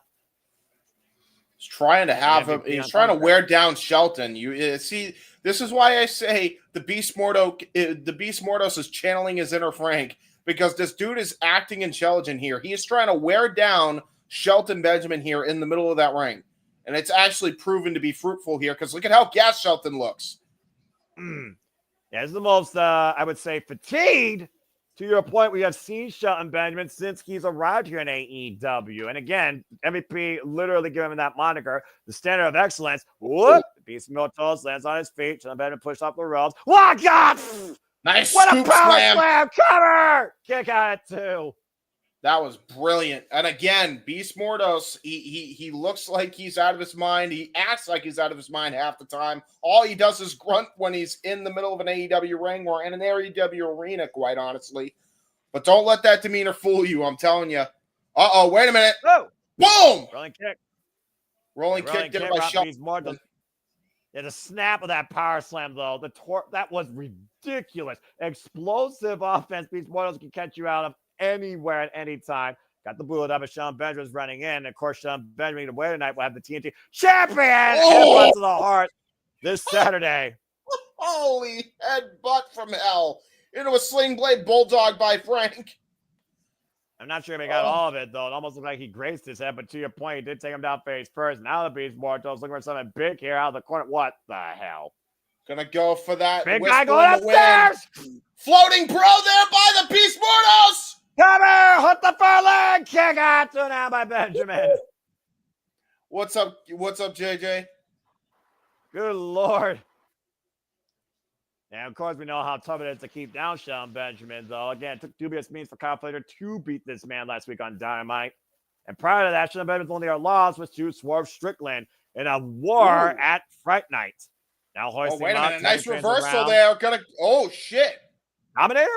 Ready, power slam. We did talk about earlier, like you said, MVP. What the hell? Mortos just throws up like Undertaker. Then Shelton Benjamin with a look of disbelief. Uh-oh. Oh, God, headbutt again in the heart. Jesus Christ. Rolling elbow. See, if Killswitch can come back, I think you found your new tag team partner, bud. Super kick as Beast Mortos. Wow! Running in. A great extension of the leg. You were saying, James? What a Solvat right to the side of the jaw by Shelton Benjamin. Hey, Scotty Beast Mortos here. German suplex. Suplex City. This is what Shelton Benjamin does so damn well. The explosive nature and just the pop on those German suplexes. There's a reason why this man was literally endorsed and trained by Kurt Angle. And 3 German suplexes. What a release. There's a reason why he trained Brock Lesnar. Okay, now how about wrestling alumni, to your point? All-round collegiate athletes. And Shelton Benjamin, once again, 3-point stance. Scott Beast Mortos running in with the rising knee strike. Jesus almighty Christ, what a freaking knee strike. Yeah, again, Beast Mortos using the ropes, though, to keep himself up here. Somehow find a way back in this fight. Another rising knee. I think Beast Mortos is about to have another loss to his record here. T-Bone! Got it! Cover 2. That is 3 points for Shelton Benjamin. Yep. Thanks for coming, Mortos. And as MVP just christened it, James, that is now called the hurt fall. And talk about a hurtful fall. Shelton Benjamin puts down the Beast Mortos and goes up to 6 points in the Continental Classic. Brilliant strategy there by Shelton Benjamin, and just absolute brutality here by the Hurt Syndicate member. Massive win. Yeah, massive win here. And you see the Hurt Syndicate coming in the ring. MVP and Bobby Lashley impressed tonight with Shelton Benjamin's performance. 2 matches remaining for Shelton Benjamin. 6 points still to get. Oh, come on. They're not done. No, leave my boy Frank alone. No, leave my boy Frank alone. MVP called the most dangerous man in AEW for a reason. Where's LFI? Where's the Undisputed Kingdom? Where are his friends? God damn it. You're going to get involved in the hurt business. We're trying to hurt people. Are you serious, James? Hey, there's more of them than there are of the Hurt Syndicate right now. Oh, jeez. Join forces. Your friend is being attacked.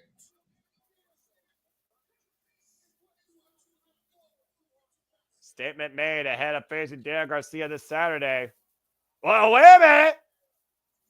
Uh-oh. I guess Dan Garcia right now is ready to pick up business tonight. Whoa, he's fired up.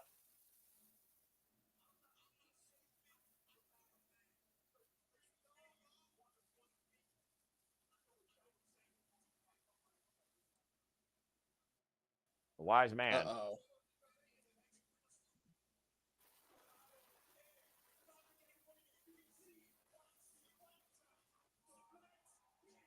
Daniel, this is where pride is foolish. Don't do this, man. No, Daniel. Wait a minute. Wait, well, he's Daniel. not coming in alone, apparently. Here comes Mark Briscoe. Damn boy. Well, Mark Briscoe's always up for a fight, no matter what the numbers are. Oh, yeah. They're still numbers, though. Well, I mean, they're outnumbered 2. Well, actually, not technically. Uh-oh. God. Well, now they are. He just snapped that cane on Mark Briscoe's back and block. God, and there gets planted down by Bobby Lashley. And clothesline wipe out of Mark Briscoe. Boys, why didn't you get the numbers even to your side? Oh, Jesus, Harlem sidekick again. And you see what MVP is holding here. And again, if Daniel Garcia loses this Saturday, that very well could be the near future of the TNT Championship in the hands of the Hurt Syndicate.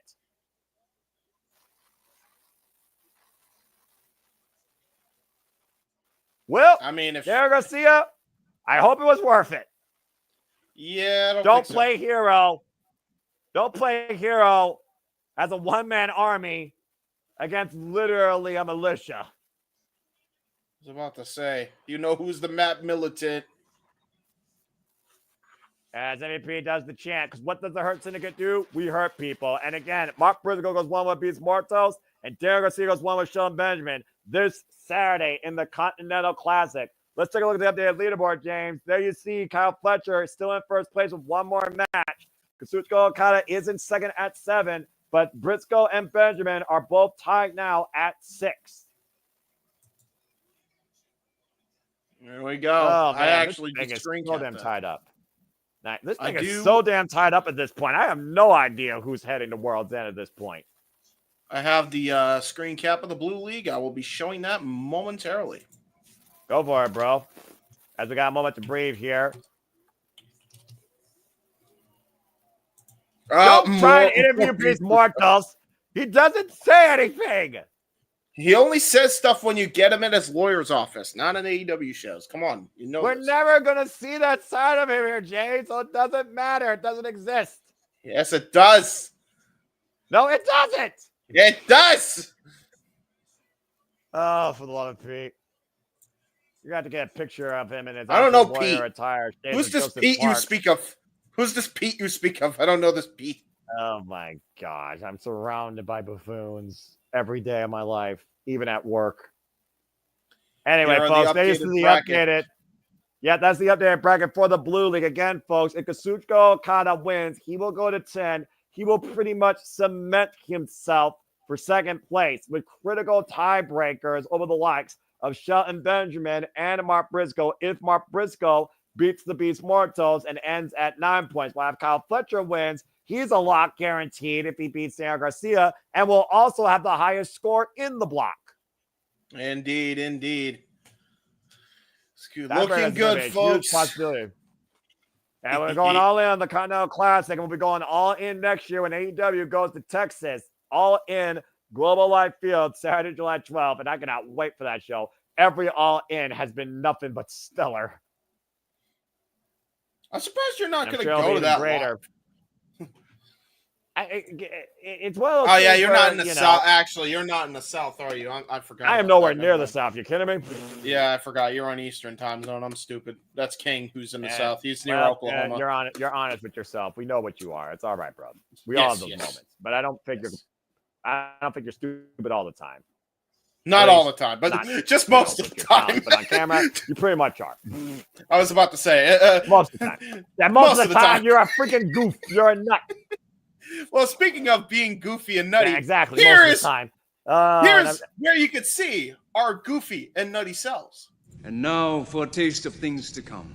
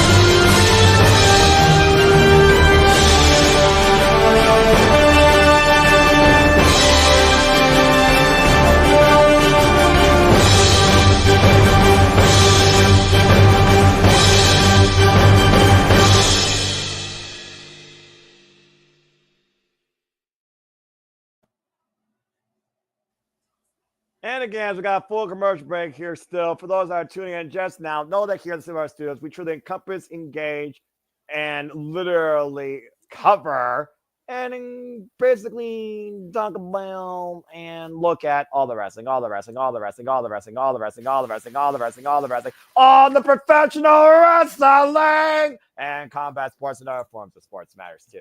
So again, we hope that you all have the happiest of holidays ahead for you and your families and enjoy all things wrestling along with us in and out of the rest of this year and going into the new year and the long foreseeable future too. And stay tuned as the Silver Studios will level up. Insert coin here as we'll be bringing gaming content, including probably gaming podcast reviews, slight talk and my GM series as well. So go backstage with Renee Paquette and Ricochet. And the car got destroyed. Yeah, Ricochet is just. They're the homies. No. That's what you said. They're the homies. They not roll with those type of made guys. him a geek. Homie, my accurate. ass. They just tried to freaking attack you, Ricochet. Have some self-respect. I think Ricochet at this point just is trying to keep himself composed, knowing how much pressure he's put on himself now, not only in this tournament, but also the new year.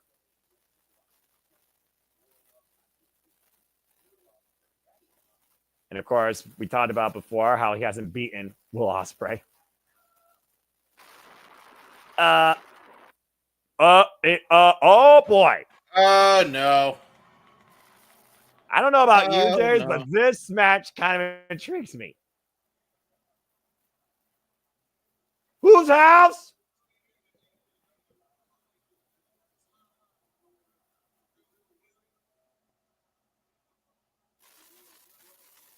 Ooh. Real name drop. Huh. Swerve Strickland. Swerve Strickland dropping Trevor.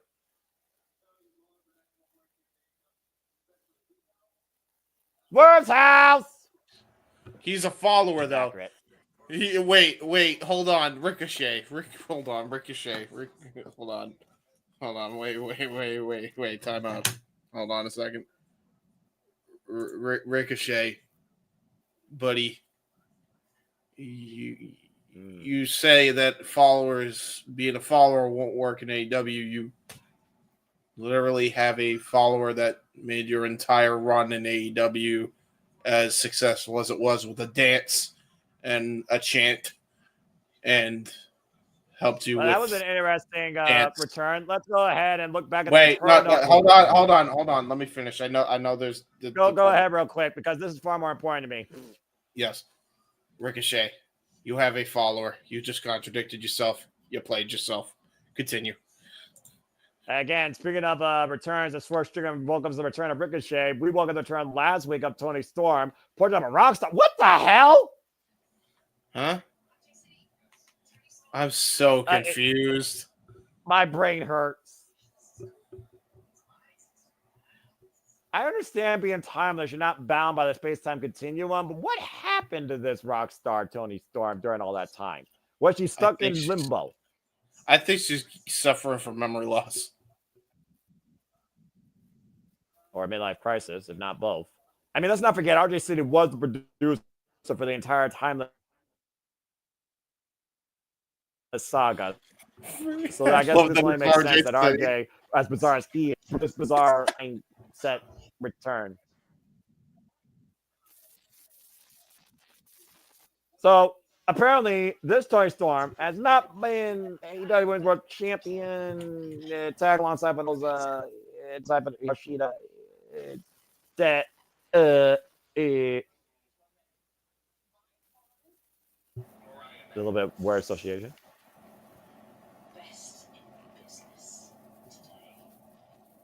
What? Yes. Tony. Oh my God!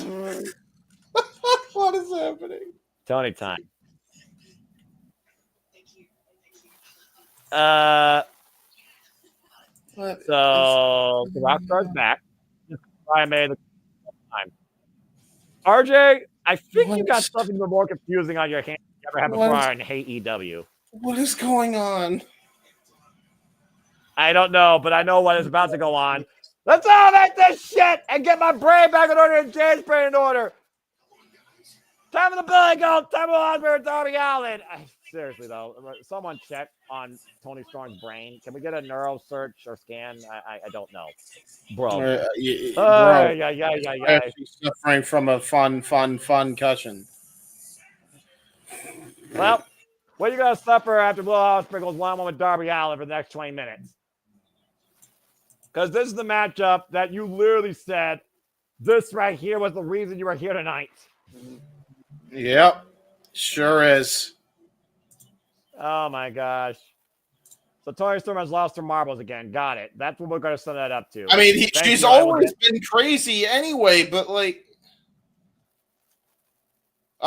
and there's that armband around... Oh, wait. No, that's just how his blades are. I'm about to say, dude. Let's try and focus here, shall we? This is the match we came here tonight to call, all right? I know, and then Tony just completely got me all fucked up here.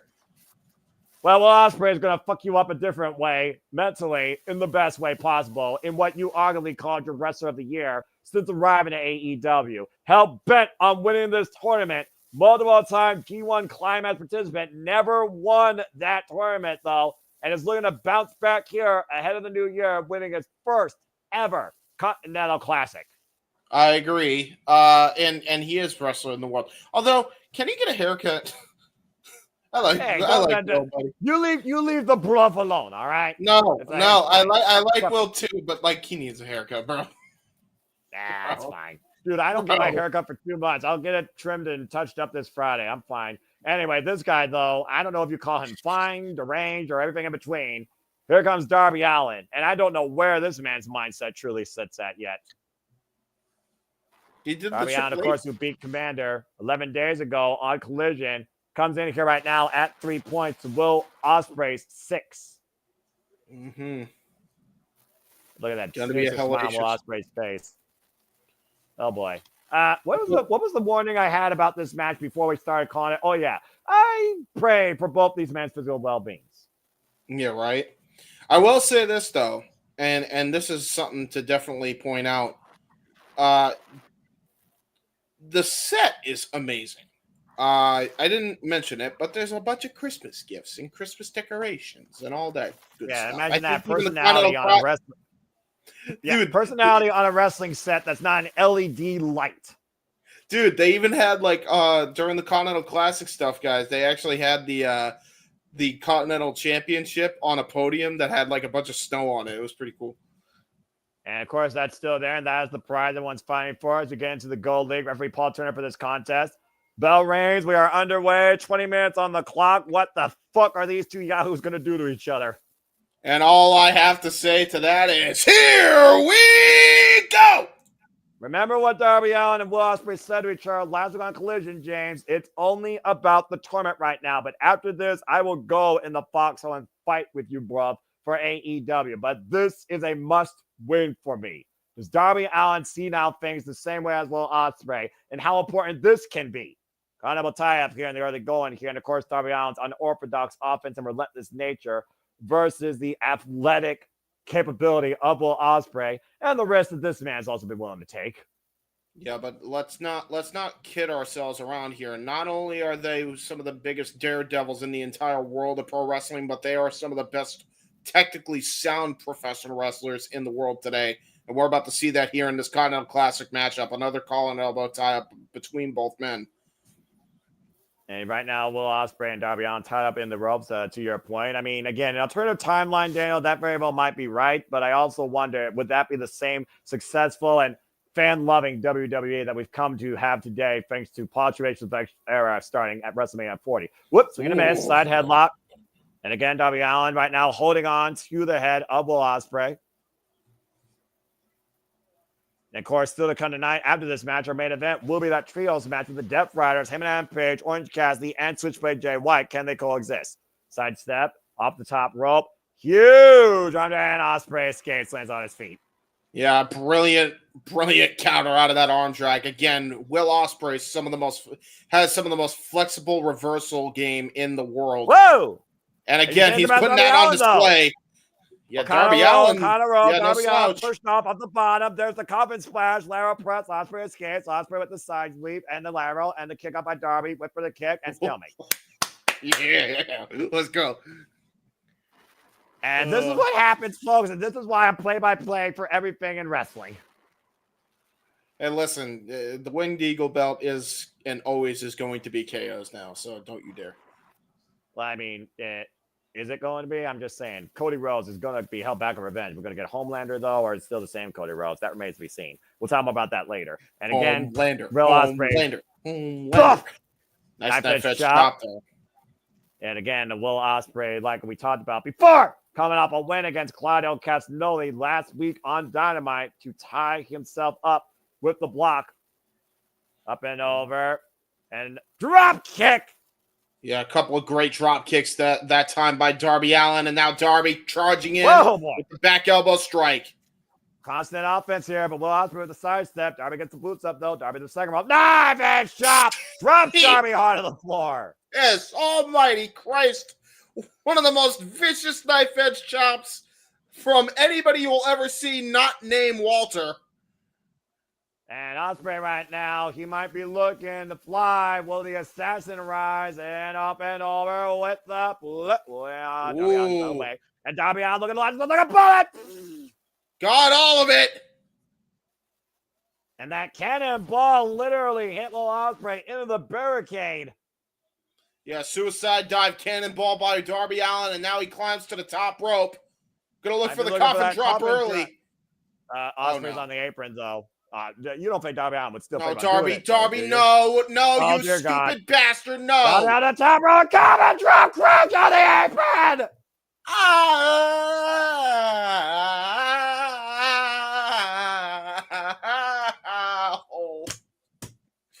Take a look at the replay if you dare.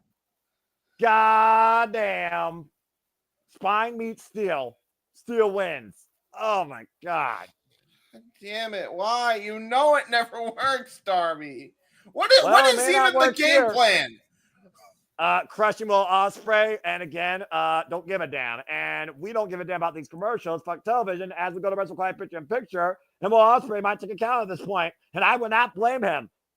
And Ospreay up and over with the plunge as Darby somehow got up to his feet.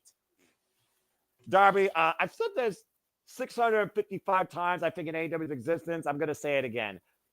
You one crazy son of a bitch. James, are you okay, bro?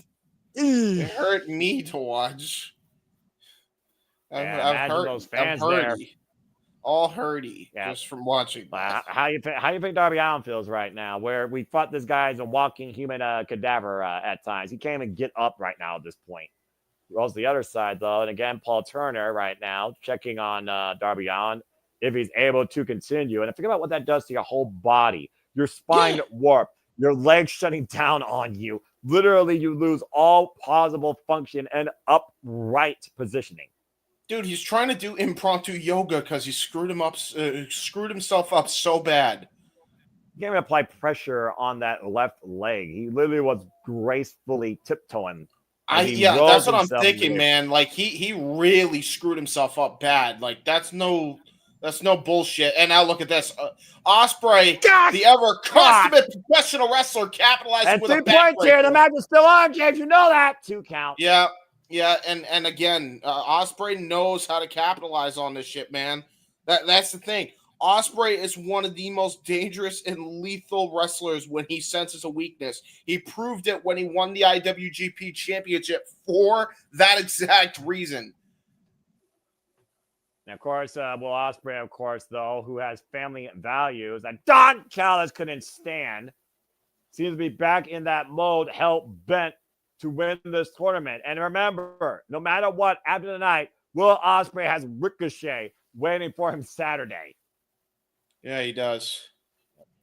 And hoisted up. Big scoop slam here by Will Ospreay. And now looking for just a lunging knee drop. Cover. 2 count only.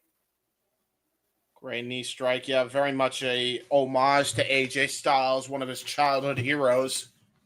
We talked about how many influences of Will Ospreay, of course, including the great Sasuke. We'll talk about some more influences from all disciplines of wrestling, including Pro Wrestling NOLA. When we covered NOLA the New Year, also part of our New Year launch at the Stupid Larbo Studios, where we'll be covering literally everything in the span of 7 days.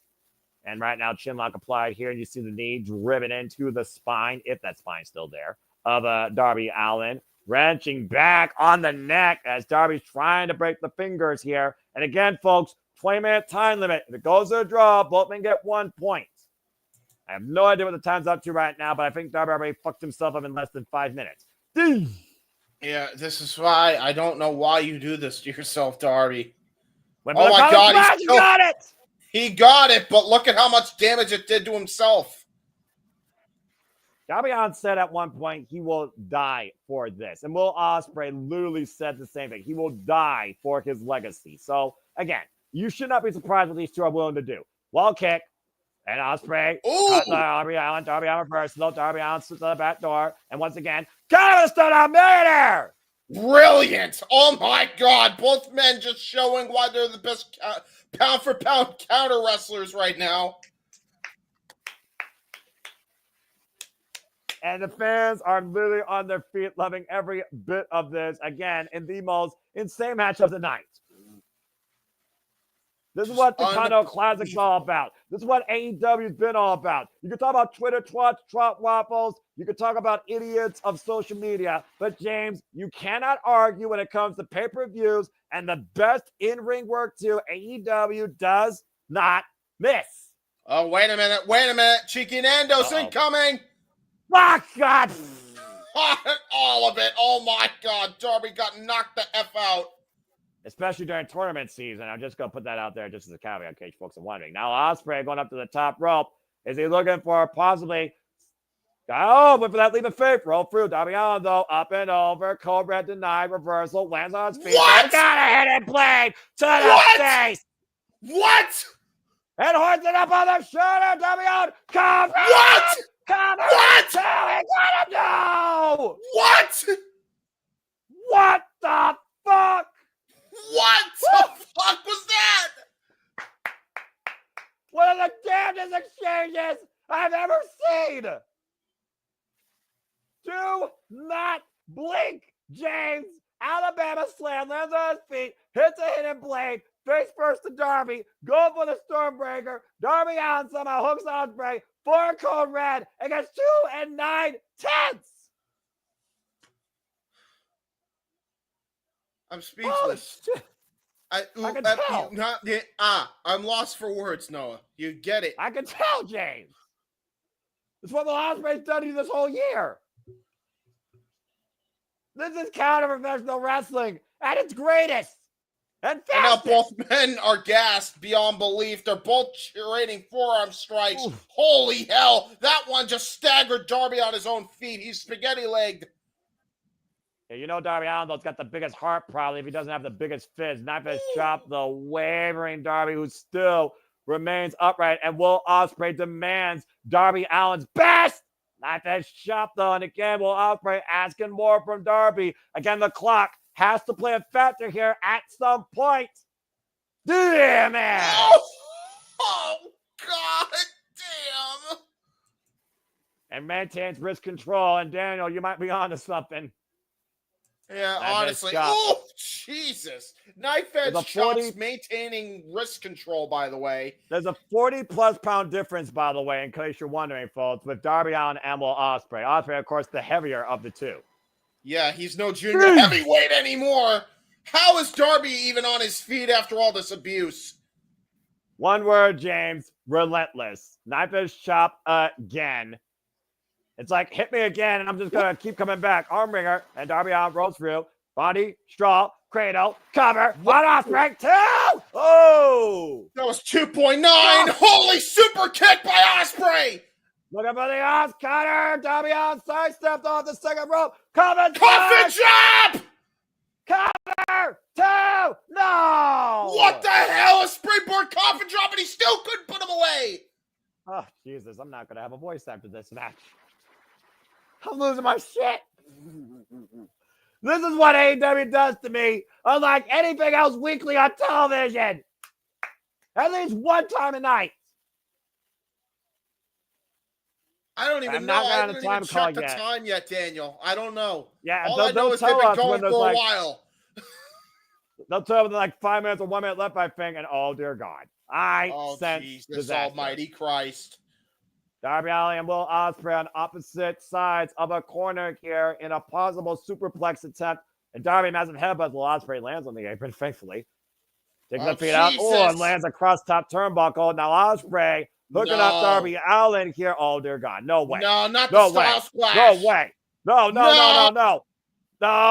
Will Ospreay? Oh, dear God. No. No, you sick bastard. Not onto the outside. Ospreay turning. Darby Allin from the apron. No. Right, James. Styles crash to the floor. Jesus Christ.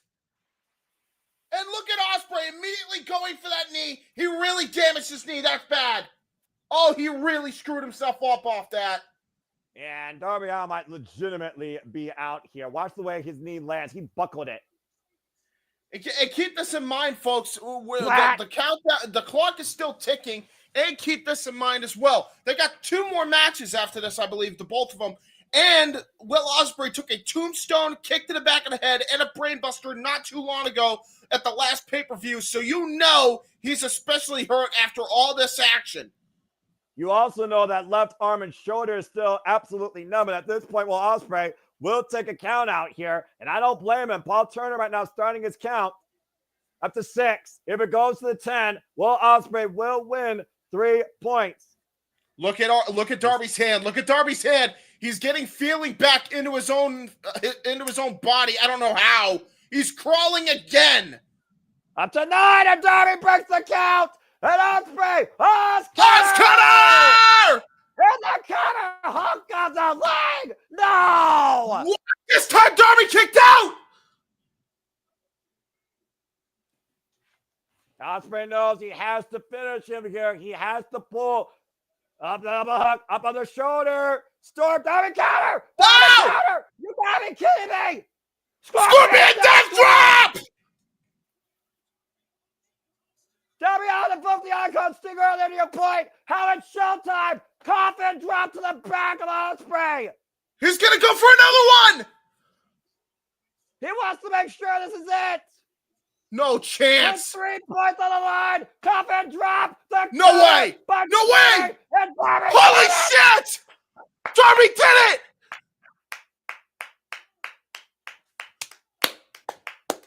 Unfucking believable. They gave this match away for free.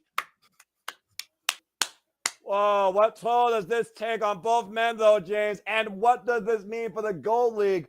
Darby Allin is now in a 4-way tie for first place.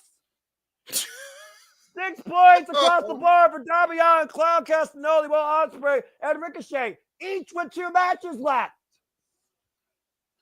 Holy shit.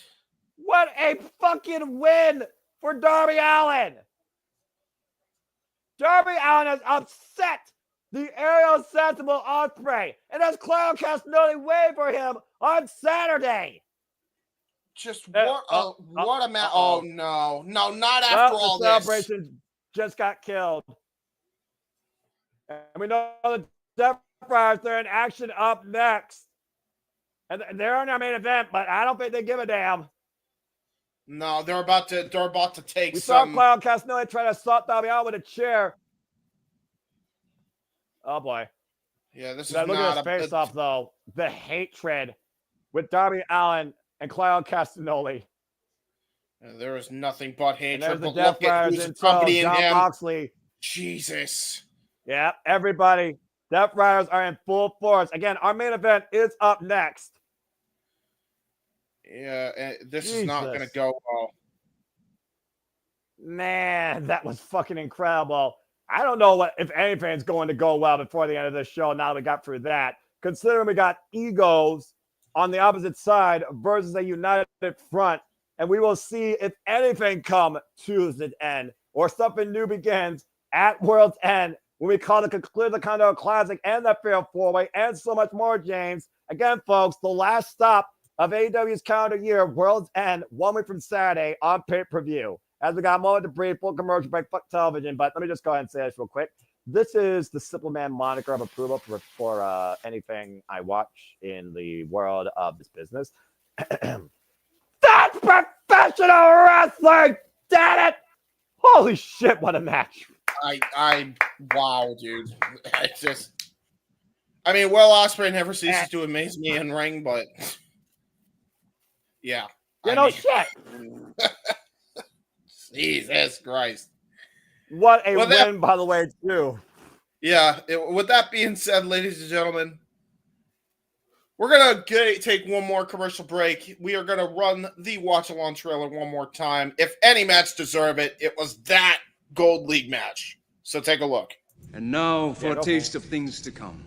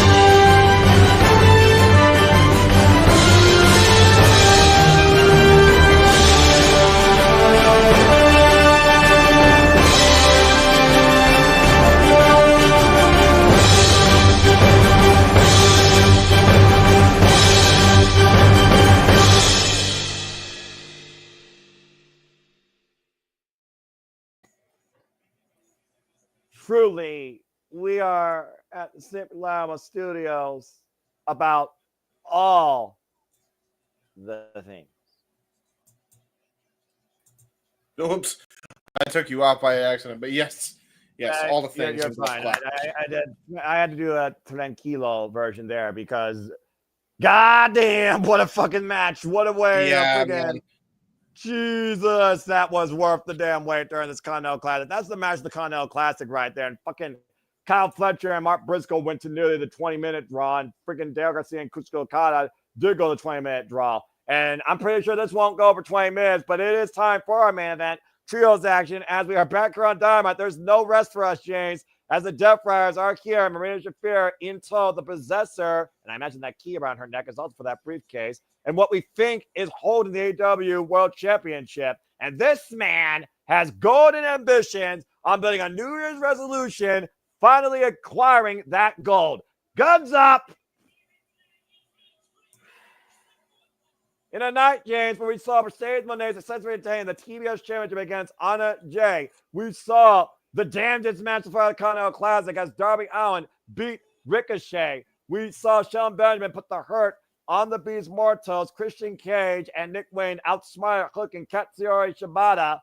Now we come to this main event trios match with the Death Riders and our three challengers for the AEW World Championship at World's End. There's a granny cosplay as Cassidy in it. What the fuck? I mean, Freshly Squeezed is ageless, so whatever. Oh my god. Got to get up people what they want. Come on. All right. That is the best cosplay I've ever seen. Referee Bryce Rensburg for this contest, by the way. And here comes the man everyone needs to be concerned about, because he don't give a damn. Hangman Adam Page. Yeah, you think?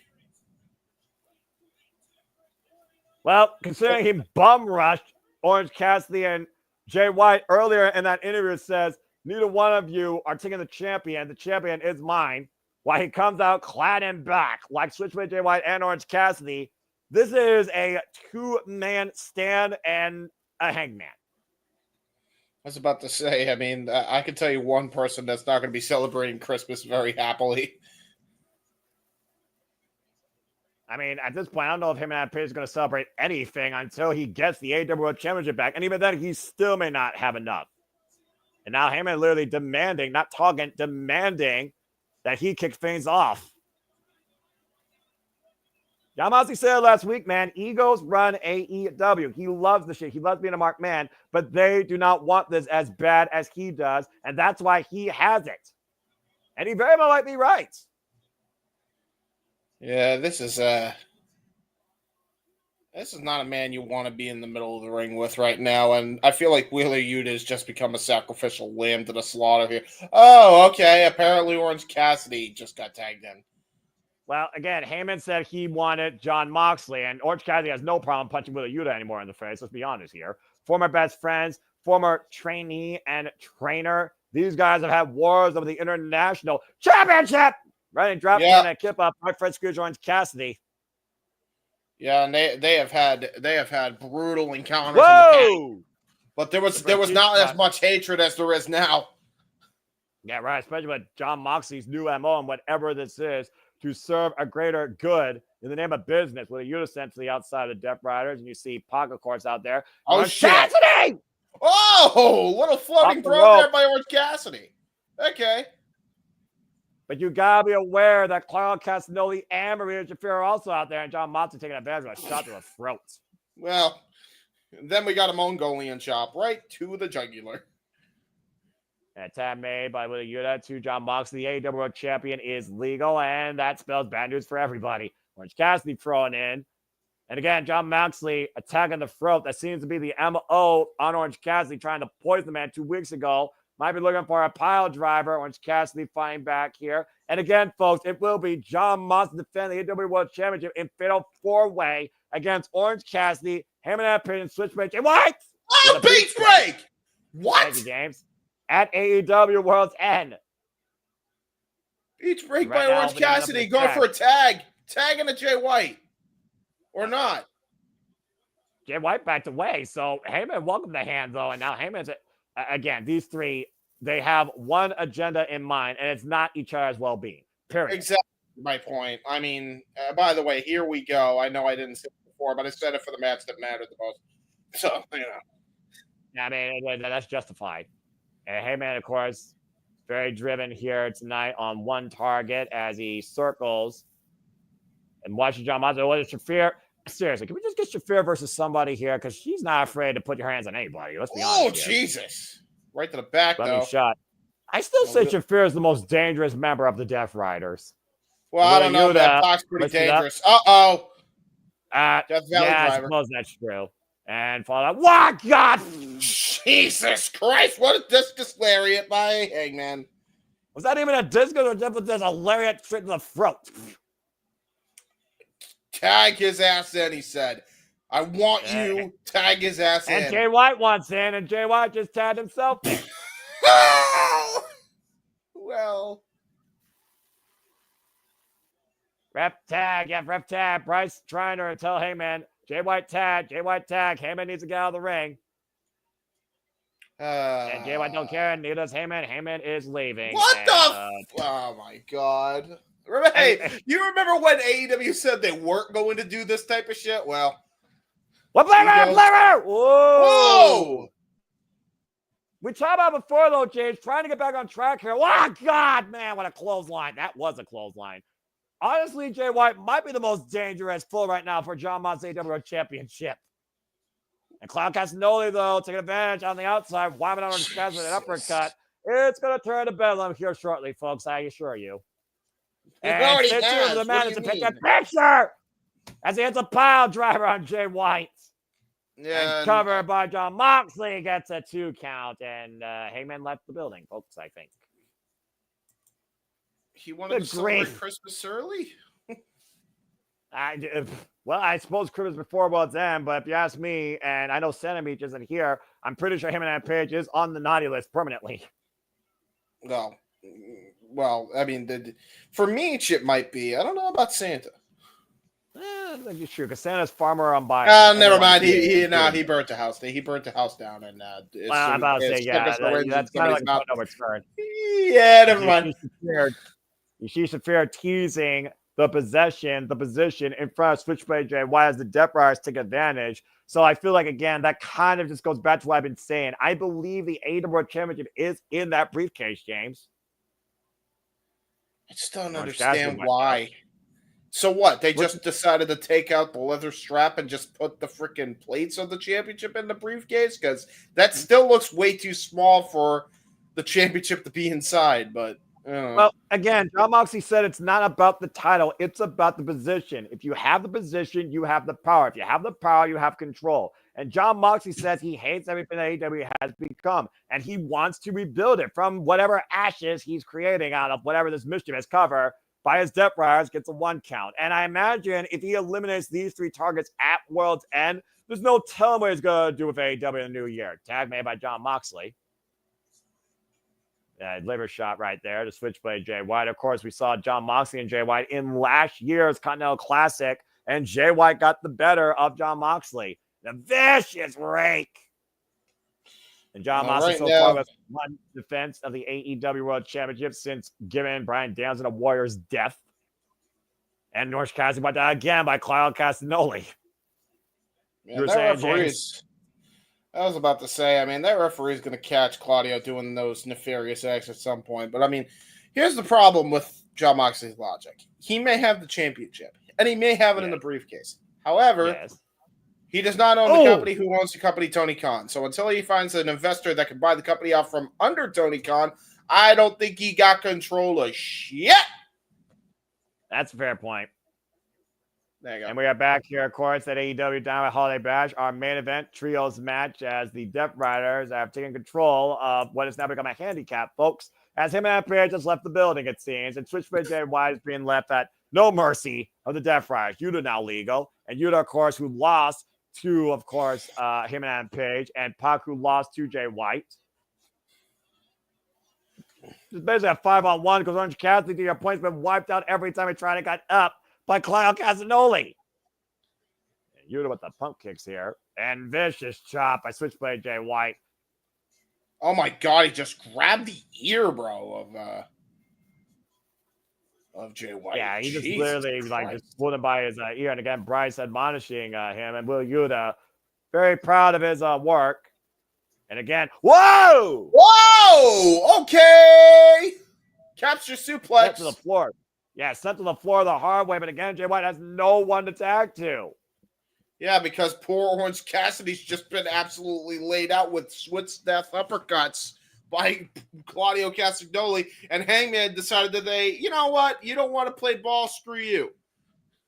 And Jay White has no idea what happened to Orange Cassidy, but here comes Pac with the run-in. Jay White, though, trying to counter. Knife edge chopping again, folks. We might be back here next week for Christmas Day with AEW Dynamite on 34th Street. It will be Darby Allin versus Ricochet, Commander versus Claudio Castagnoli, and Will Ospreay versus Brody King as the Continental Classic Gold League continues, and Kazuchika Okada goes one-on-one with Shelton Benjamin in the Blue League, as well as Daniel Garcia versus Kyle Fletcher. And those will be the final matches, by the way, James, of the block. Whoa! Oh, wow, my God. What a cutter by Pac. Are you kidding me?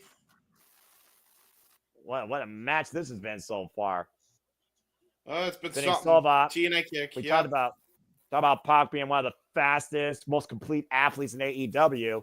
Woo! Sidestep by Jay White, though. Wow, God, what a clothesline! Jesus Christ almighty on a cracker. What a clothesline from hell. And it's...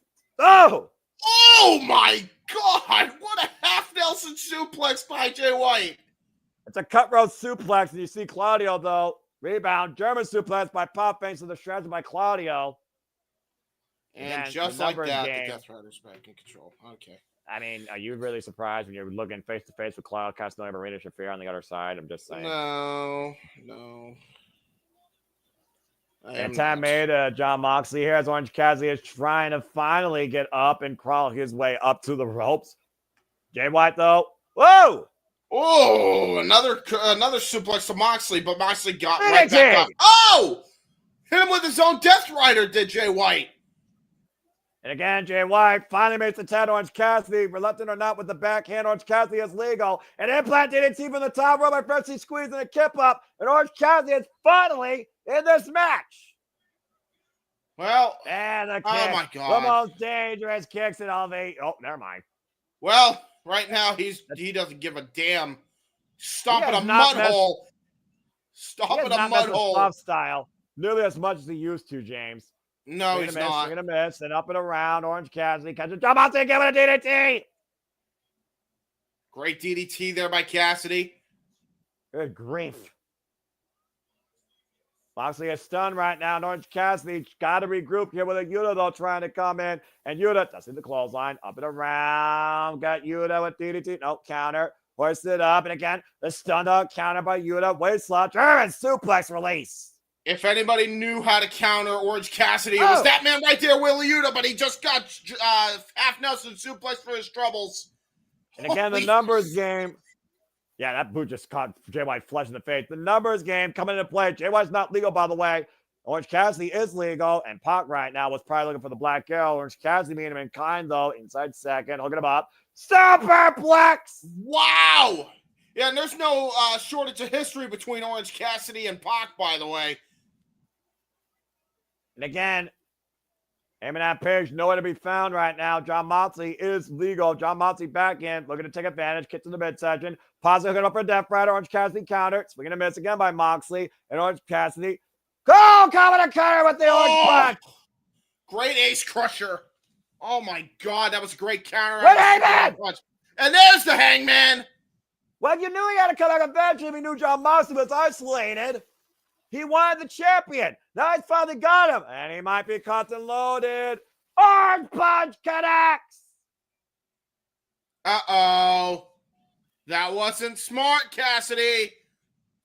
And again, Orange Cassidy crashing the Heyman with a unit taking advantage. Front face lock. Hooking Orange Cassidy up. The Stunlock Millionaire. Yeah, but look at this. Look at the eyes of Heyman.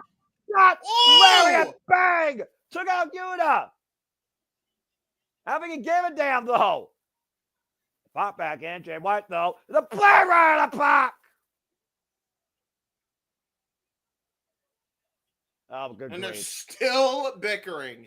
Hangman and Jay White. They're still bickering, man. Meanwhile, the two legal man. John Moxley. Orange Cassidy run up. John Moxley stole it. John Moxley stole it. Of course he did. Of course he did. And that proves John Moxley's points. Look at Thinking about yourselves versus the actual mission.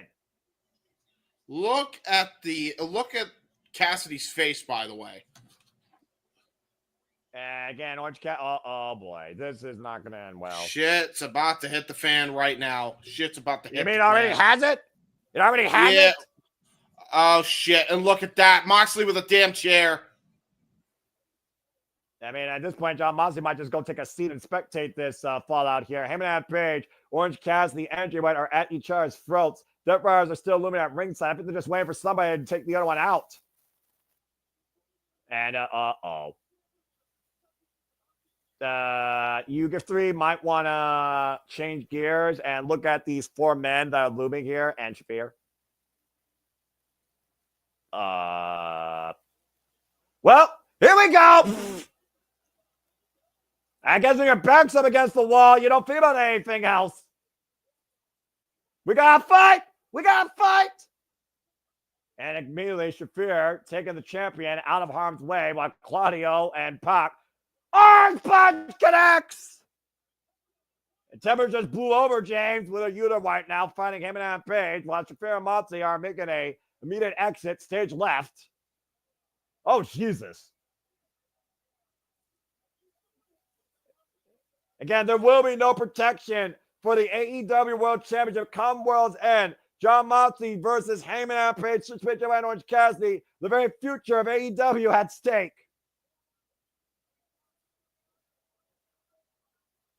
Good grief. What is bigger? What's more important, your ego or the gold?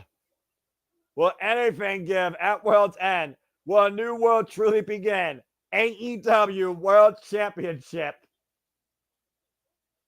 This disorganization, this united front of the Death Riders versus this unconglomeration. I'm not feeling good about any of these men's chances. But I have felt good calling the show for y'all tonight. It's a for James Cuban. I'm Noah Foster. Merry Christmas, happy holidays in advance if we don't see you again, but hope to see you again as we call Ring of Honor and Christmas Collision on Saturday night and Friday night. Until then, as always, folks, happy wrestling. This has been Survivor Studios. Thank you for tuning in to our coverage of AEW Dynamite Holiday Bash this eve. Good grief! Damn good shit. And I think you're muted because I can't hear you, James. It was a show. I'll tell you that right now. I'm sorry if I was muted for that long, but I was trying to talk. My apologies. With that being said, ladies and gentlemen, No, you're fine. Please stop. we are going to wrap things up here. We're going to hit our plugs, and then we're going to get ourselves out of here. First of all, welcome to the stream. It is your first time. A nice little thing there. I like that.